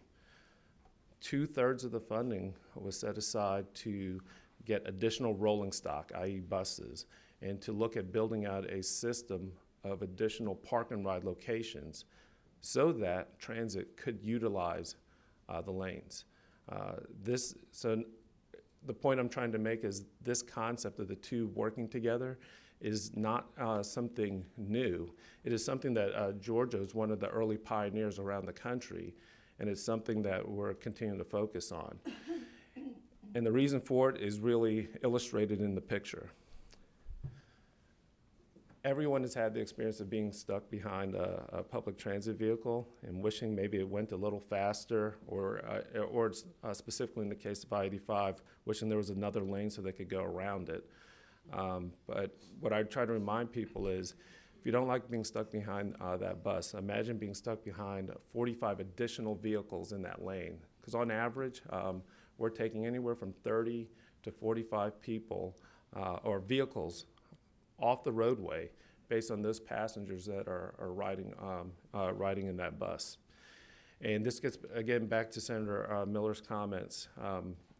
For many of our riders, this is actually a lifestyle or a choice. Over 85% of our ridership have their own vehicles. They're choosing to use the service. As gas prices have continued to decline, we have seen some drop in ridership. The last time we saw a significant surge was several years ago as gas prices started to approach $4. But even after gas prices declined, until recently, we retained that ridership. So that tells me a couple of things. That tells me that people will ultimately possibly look to transit if they feel that there's a economic reason or savings. But those who opted to do it stayed for the value. The trick is getting them to at least try it.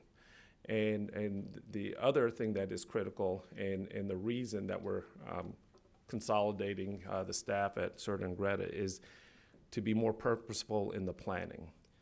So I'll show you a little bit more about the planning and how we're going about doing that, working with GDOT and our other partners. Essentially, you've seen the landscape of what our role is in transit as far as operations. Here's what we're trying to do to further it and make it of more benefit to the state and to the region. And we sort of call it Invest, Grow, Connect. We're in the process right now of making significant investments into the fleet. The service started in 2004. The last time we purchased a new coach was in 2011 with the funding that came with the I-85 project. So that means of that 166 buses that are on the road, we are still literally running the very first buses that went on the road in 2004. The picture you see looks like a shiny brand new bus.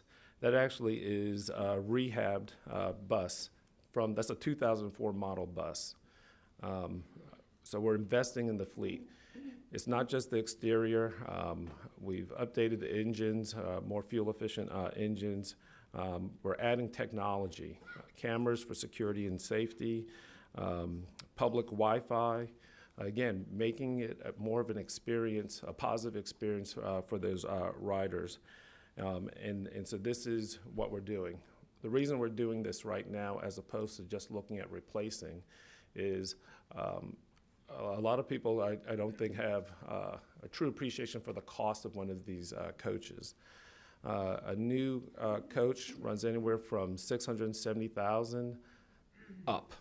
I mean, and it literally is on up. It could be anywhere from $670,000 to up to $900,000 when you add the options, or if you're looking at different propulsion like electric buses. The average cost to rehab one of these buses runs anywhere from $240,000 to $290,000, depending on the mechanical work you're doing, depending on the age and damage that you're trying to correct. Dollar for dollar, and it helps extend the useful life. It is a lower cost of capital for us to look at rehabbing and refurbing these buses rather than trying to find a much larger capital outlay to look at replacement. But eventually, we will have to do that. Replace them, that is. Grow.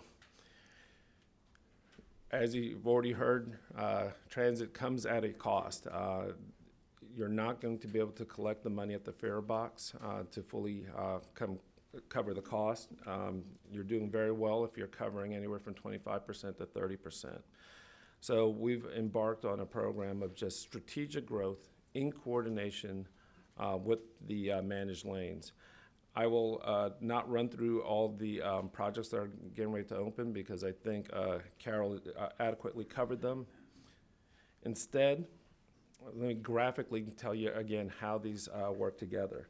What you see on the screen there in green is the existing I-85 lanes and the existing I-75 South Metro Express lanes. Click one more slide. In yellow, we add in the lanes that are under construction right now, the extension of I-85 and the Northwest Corridor. We talk about miles in a lot of different ways, but this is going to add into the system. I'm going to give the numbers a little bit differently. 30 additional centerline miles, so that's about the full length, not the number of lanes, but the length of that new facility in the Northwest Corridor, and an additional 10-mile extension on I-85. In red, what you heard the Commissioner and Carol speak about, the MMIP, or Major Mobility Improvement Plan. It's going to add 4 additional express lane projects in the metro area, adding express lanes essentially along the entire upper hemisphere of 285, as well as along 400. This next slide, though, that just got added, all those small little Ps. Those are the 27 park and rides that we have in place today. So I hope just visually and graphically you can see why we are looking at seeing how we can fully leverage the express lanes that we have today and the ones that are coming. But the planning goes a little bit further. Now there's so much on the slide you might not be able to see this, but what just got added on the slide is a couple of very specific, very targeted locations where we're looking at adding additional park and ride lots or adding onto the capacity. We have to find ways to make transit more attractive than the alternative of not using transit. And it's not that I'm here to say every single person has to use transit. I'm saying that if more of our population chooses transit at certain times, it helps all of us who either choose to drive or need to drive for whatever reason because of the limited capacity on the roadways. So what CERTA does, what I do, what we're doing with our partners is now we're starting to plan from the outset where do the transit options lie. In the case of Northwest Corridor, that project goes up to Hickory Grove Road. We're planning a park and ride lot right at that northern terminus of that project. Literally, we're trying to get as close as possible to the highway. One, we'd rather have a park and ride lot who has to deal with any residual noise that comes from the highway to be directly adjacent. And 2, to make it that much more convenient for people to choose to park and again, leave their single occupant vehicle and use transit. This is this component is directly related to us trying to achieve or exceed our capacity projections from these roadways that we're building. Commissioners, if he said it once, he said it 1,000 times, we're not going to be able to build our way out of this. But the engineers of the department spend a lot of time trying to see where we can add additional capacity in an already congested metro area. We're trying to do our part by planning out transit service to expand the commuting options in the most attractive way possible. The last leg of what we've been focused on now, we call Connect. So if you think about how the state got into this business, again, it was one, the state could provide connectivity to our thriving suburban communities that existed in the metro area, but outside of the legislative boundaries of what even MARTA could reach on its own. MARTA at best can reach 5 counties. Many of you are from outside of even those 5 counties. So that's one of the reasons the service got started. So we could provide that connectivity from these communities to these employment and work zones. But carrying on with that mission, one key work zone that isn't served today is the airport area, which is actually the single largest employment zone in Metro Atlanta. Over 68,000 direct jobs at the airport itself, approximately 200,000 or 240,000 jobs in the immediate surrounding area. Great connectivity, rail connectivity. In fact, it is the fastest and closest connection from baggage claim to rail in the entire country, and I believe 3rd in the world. So we have that, but it's the only connectivity, transit connectivity to the area. So when I talk about one of the things we want to explore is the potential, again, strategic expansion of transit to the airport. A lot of people think that actually might be interesting in terms of the business travelers. And when I talk to the general manager at the airport, where parking is a significant amount of their revenue stream, let's just say they may not be in favor of more transit at first glance.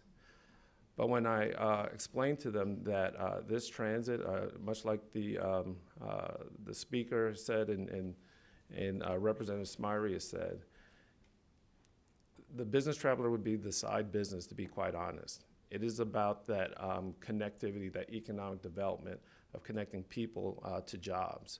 The single largest employment zone in the metro area, and there are there are talent pools from around the metro area that don't have access because those workers or those potential workers don't have a way of getting there. So this is about exploring economic mobility to connect people to jobs. And when I carried that message to the general manager about opening up the talent pools of people who could work in the jobs, or when I've talked to the concessionaires, this is one of the areas that they've encouraged me to explore, as well as my board, by the way. And again, that bottom link, again, is just reinforcing the state is in a unique position with the express service to operate across those jurisdictional lines if the market and demand is there. Last but not least, if you step away from the role that Greta has played, CERTA will play in transit, we also were the administrators of the Go Transit program. So you've heard mention the $75 million in bonds that was approved in the 2015 legislative session. We also do the Infrastructure Bank program, and we set up a similar program for these bond funds. Projects were awarded to 9 different recipients, 11 different projects to 9 different recipients. Concentration in the metro area, but some as far as Albany. And the projects fell into 3 basic categories. Transit facilities and amenities such as the multimodal transfer facility in Albany, so where different rural transit systems could provide connectivity to for people to get to in other counties and services in that region. Park and ride lot amenities. And if you look at the last bullet under number 1, the bus stop amenity improvements in downtown, midtown Atlanta. I point that one out because it sounds like it's just signage. It is, but it's actually a key regional project that I'm excited to see come about. That is going to eventually replace over 10,000 bus stop signs in the metro area to provide a single uniform signage, whether that is a sign in downtown Atlanta, whether that is in Cobb County, whether that stop is just a MARTA stop, whether that stop is a MARTA stop, an express stop, a Gwinnett stop. Behind this detail, there are additional plans where there could even be a coordination of route numbering, so there's no overlap. But again, trying to bring that regional coordination to the mix. Category 2 was bus replacement and fleet expansion. The state is going to, some of the operators in the state are going to look at electric vehicles for the first time. The capital cost a lot of times is an impediment, but as Butch mentioned, we have to be careful to distinguish between capital costs and operating costs. These two projects, one's hybrid and one's all electric. Higher capital costs, but they're all electric. The plan is significantly lower ongoing operational costs for those entities. So I think it was, again, a good example of really leveraging the first time the state's made this investment. There are operators who want to look at this technology but haven't been able to identify those capital funds to jumpstart to add that to their program, but will hopefully reap and see the benefits of lower operational costs going forward. And last but not least, I point out the award that MARTA received for what they call AVIS, but their state-of-the-art audio-visual information system. This is literally the signs that tell you when the trains are arriving or the buses are arriving. But this next generation or state-of-the-art system is going to allow MARTA, if the other regional providers have the right technology to provide them good data, but they can provide coordinated messaging. So you could potentially see things like the train's arriving, but the express bus is arriving above ground in 5 minutes if you want to make that connection. It also has a safety aspect of we need to evacuate for whatever reasons, a much more coordinated system. So there's a regional connectivity plus safety and security. So hopefully I gave you a good overview of the role that CERTA is playing in transit, also how we are starting to evolve our role and relationship with the Greta board, allowing one entity to focus on a lot of the operational and day-to-day aspects of trying to get those buses from point A to point B on time, and leveraging the expertise, longstanding expertise of those members of the Greta board to help make sure that we keep in mind the big picture of why we're doing this and what we're trying to do as it relates to everything that's happening in the region. With that, Mr. Chairman, I'm happy to take questions. Just a couple of comments first. I want to commend you and Commissioner McMurray, because having worked with you for a while now, both of you, I know there's a great deal of cooperation between your two agencies, and I think that's essential for transit in general to move forward, is to have that level of cooperation, and we've not always saw that in the state. So Governor Dill's done a good job of putting together a team of leaders in key positions that work good together. So I appreciate what you all are doing. The other thing I was going to mention is we had a transportation meeting during the I-85 bridge reconstruction. You all provided a CERTA bus, take the committee out to the site, and it was one of your rehab buses. So yeah, it was a good ride, and like you said, it looked like a brand new bus. So sounds like good use of resources. One of the things you just mentioned is about the audio-visual system that MARTA has. First question is, what was that portion of this grant funding? What was the amount that? MARTA received approximately $30 million of the grant funds. So it was a significant portion, but the overall system still costs slightly in excess of that. Obviously, I think Keith can talk about the details. I do know that this is a system that's in all 38 rail stations, and it's not small. Go ahead. No, so first, I do want to thank Chris Tomlinson as well for his leadership in putting out what was a very well done competitive process. And to put it into context, there's $75 million that were available. Of all the transit systems in the 100 and some odd counties that have transit systems, you add all of them up together for total ridership. It's about 156 million transit rides per year.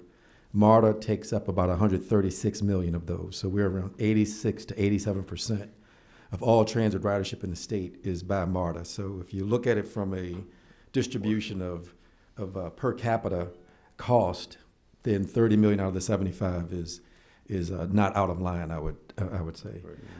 With those dollars, we're purchasing a true state-of-the-art system that not only gives that information, as Chris mentioned, of when the next train, when the next bus will arrive, but we're also, that this will be HD level of quality that will connect to Amber Alerts, will connect to the Weather Channel, we'll be able to do commercials, public service announcements, the whole works with this new technology.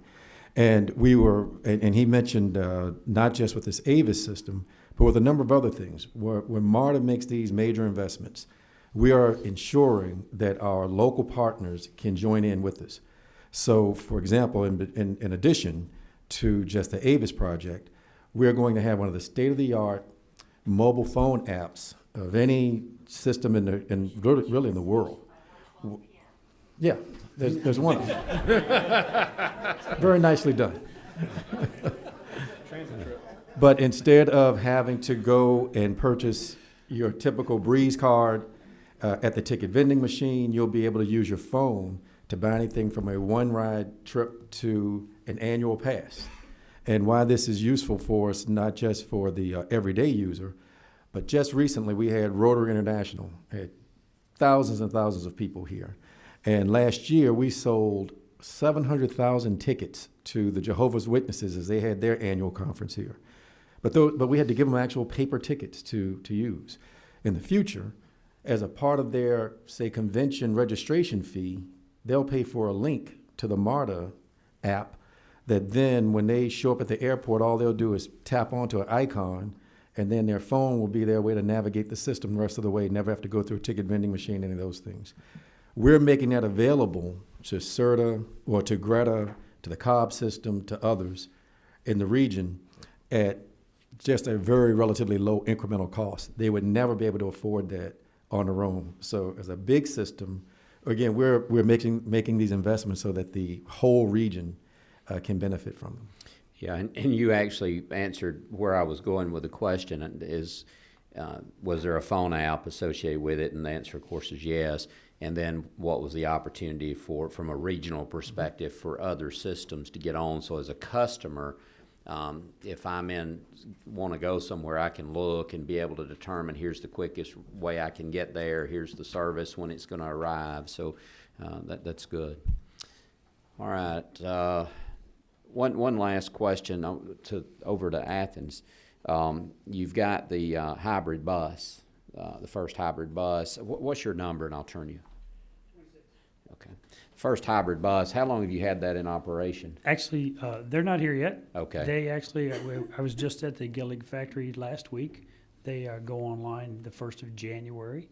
Will be delivered sometime by the end of February. We'll have 12 hybrid electrics. And again, it's a great process putting this together with the CERTA Greta folks. Hopefully they'll be in service first part of March. And again, it will transition our fleet. 12 buses doesn't sound like a lot, but for Athens, it's a third of our fleet. We operate 31 buses. And it's changing everything that we do, and we'll be moving forward basically with a new era of hybrid propulsion power, and we may move into electric in the future. But the way this helped us, though, was we have been paying roughly $450,000 for a bus. When you change your propulsion, it bumps the price up by about $250,000. So now we're up to about $700,000 per bus. Now we'll operate those buses for 12 to 14 or 15, even 16 years in some cases. The savings on that, though, is we're anticipating up to a 25% reduction in fuel cost on those particular vehicles, and that amplifies by the more vehicles we get. So it's a great partnership, and we'll be sure and let everybody know when they get online. So we're going to make a big deal out of that. And that's where that was my question, is how it was going. So you don't know the answer to that yet, but it's you've got good hope. We've got great hopes. Yeah, we got great data that says it's going to be great. So that's good. But there's a lot of companies, and actually Chatham has had hybrids for quite a while, so they're successes across the country. Good. Well, it's important for us, the legislators on this group, to hear how the state money that was appropriated through the funding bill is being used, and that it's being beneficial. So, because like it's already been stated, that was the largest one-time contribution the state's made to transit in our history. So it's interesting to hear the results of that, and that it was successful. 15. Yes, thank you. What is the typical fare to ride the express bus? Typical fare, well, we have different like monthly and weekly products, but the individual fare, it's either $3 for what we call the green zone, but these are the stops that are closer into the metro area, and $4 for what we call the blue zone, which is the most further out park and rides. I'll be honest that even having this split fare system is something that can cause confusion. Internally we're studying whether it makes sense to go to a simplified or even single fare system, similar to what MARTA has, because MARTA has a flat $2.50 for all trips. And then you have to stay within that same 25 or 30% range to get federal funding? Well, per trip. They like you to get higher, but it's tough. And to that point, both about the fare structure as well as Butch's comment about the price of the bus. You know, his was significantly lower than the numbers I mentioned. I should have clarified this in the beginning. The state only does this commuter express service. Our buses, and you saw the images, are more like what you would see Greyhound or when I'm talking to my kids, what their favorite recording artist tours in. That's what these buses look like. It's a very different vehicle than local service. The vehicles cost more. We're fortunate that they're not in service as long. You heard a lot of discussion earlier about paratransit. Our service does not have to provide those requirements because we do not open the doors within 5 miles of a park and ride, which means it's not considered local service. We do make sure, though, that all of our buses are ADA or wheelchair accessible. But the state we are a niche player in terms of the operations, doing a very specialized function that came out of just the challenges of how our community has grown. Well, along those lines, it was kind of a surprise to see that one of our metro counties, Fayette, does not have any transit service. That includes Greta Express service?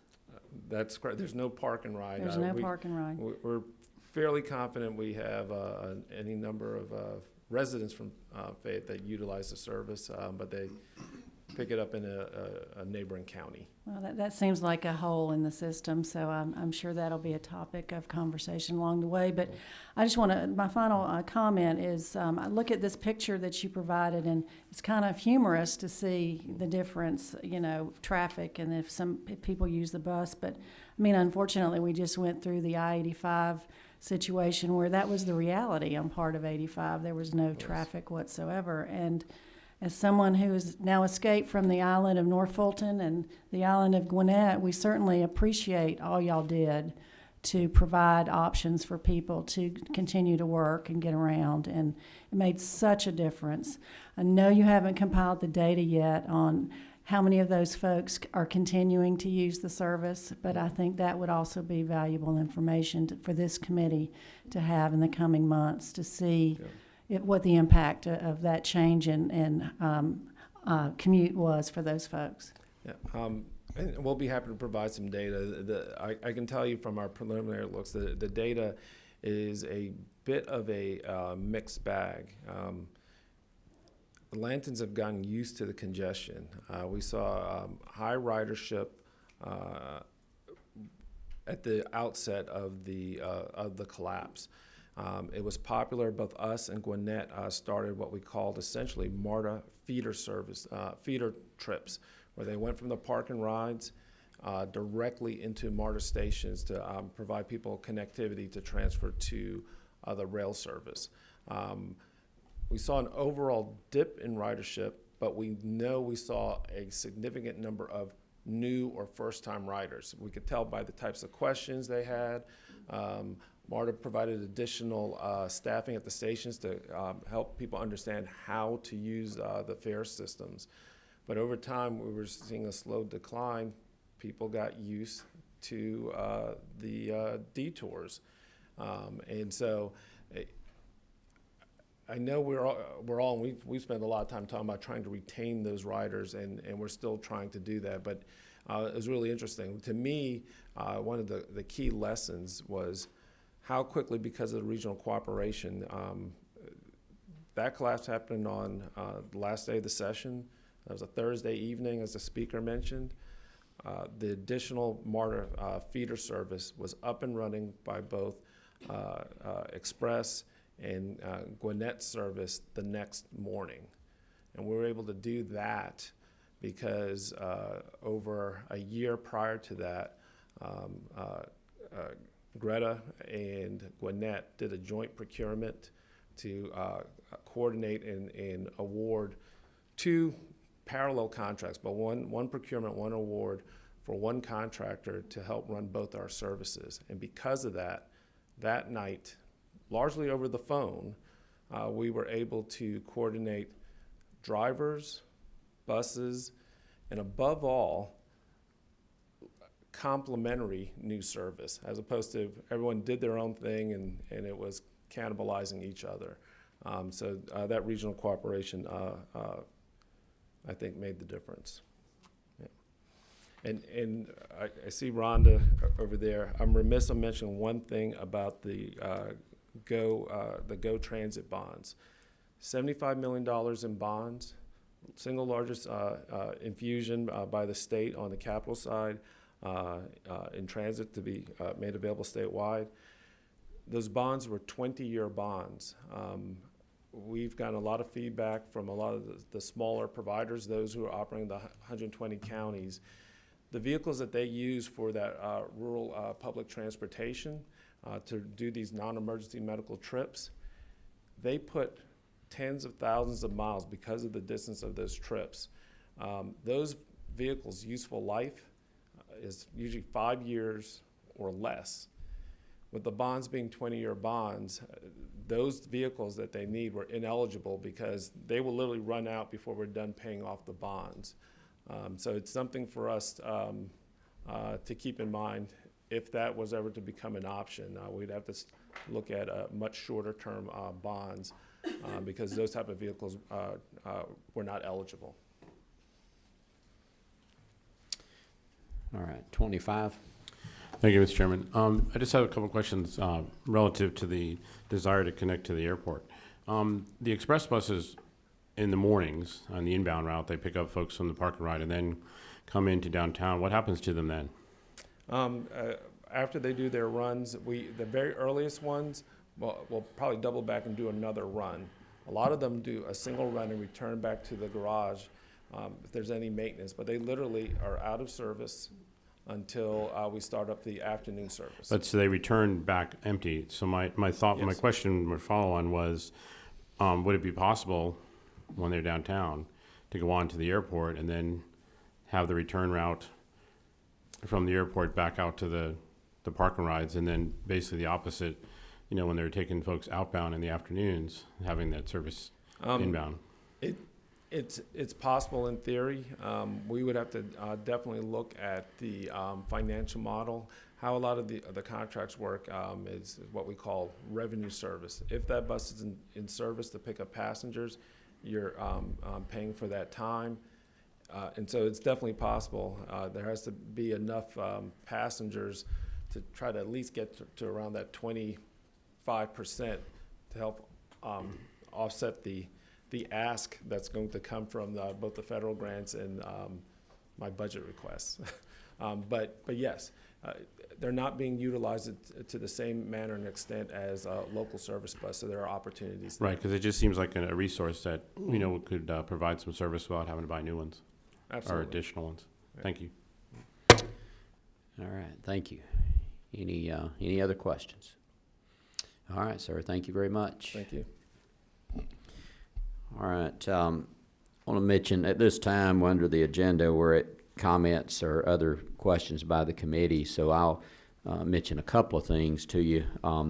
If you look at the legislation that you have in front of you on around line 21 there, it states that this committee, subject to availability of funds, can contract with a third party to assist in our work. So that's being explored at this time, and if the way that would work is that would go through CERTA in helping put together an RFP for that service. If we decide to go that route, what we would do is put that together and send it out electronically to the commission for your review and comments, and then we would have to approve that RFP before it went out. So just to let you know and to be thinking about that as we continue to explore that option, and with the Speaker's office and the Governor's office and others, but that may be a possibility as we continue to move forward. We'll also get information out about the next meeting.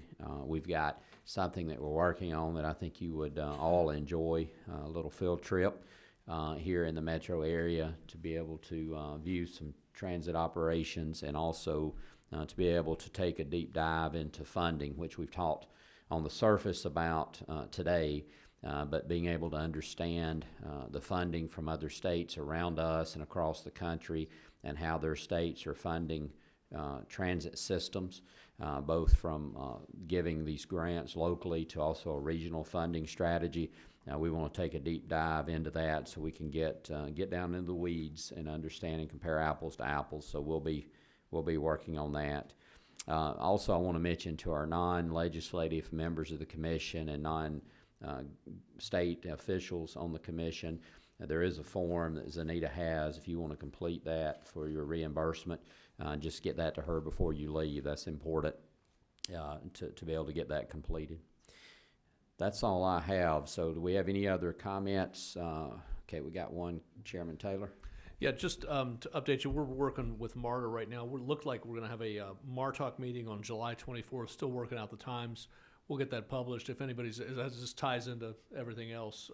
If you're welcome to attend, even if you're not a member of the committee, because we've got a lot of things to go over with MARTA. And that, again, that'll be July 24th. I think, John, did we talk about, I think we talked about noon. John, we talk about noon on the 24th? So 10 or noon. Anyway, we'll put that out, but anybody's welcome to attend that. Director. Just wanted to correct the record. I said those were 20-year bonds. Those were actually 10-year bonds, but same problem. Five-year life vehicle. 10-year does sound better, though. Yes. So good. Yes. Thank you. All right. Yeah, 23. Mr. Chairman, we commend you and the speakers today for providing a lot of information that would be very helpful to what we're doing. I want to make one point as a border community, that as difficult as it is to work across county lines and even across regional commissions, we're also seeing in our workforce study that we've got workers going as far away as from LaGrange to Columbus and Columbus to LaGrange and over to Auburn and Opelika. So as we continue to have workforce struggles, we're going to need to address that issue as well as looking at that movement for border communities. And then even within the regional commission conversation, those two of those cities are in two different regional commissions. So any way we can do what's been done in Atlanta in our larger hub cities is going to be important as we go forward. That's good point. And also, for the committee members, we are going to be planning to have some committee meetings outside the metro area. We're going to go look at Columbus, Savannah area, the Macon area, because all of those are important hubs for transit across our state. So we're going to get out of Atlanta and go to some of these communities also. Any other comments? All right, if not, again, we'll email out the meeting date as soon as we have it available. You can expect the next meeting to be in a month or so from now. And again, that one will be in the metro area.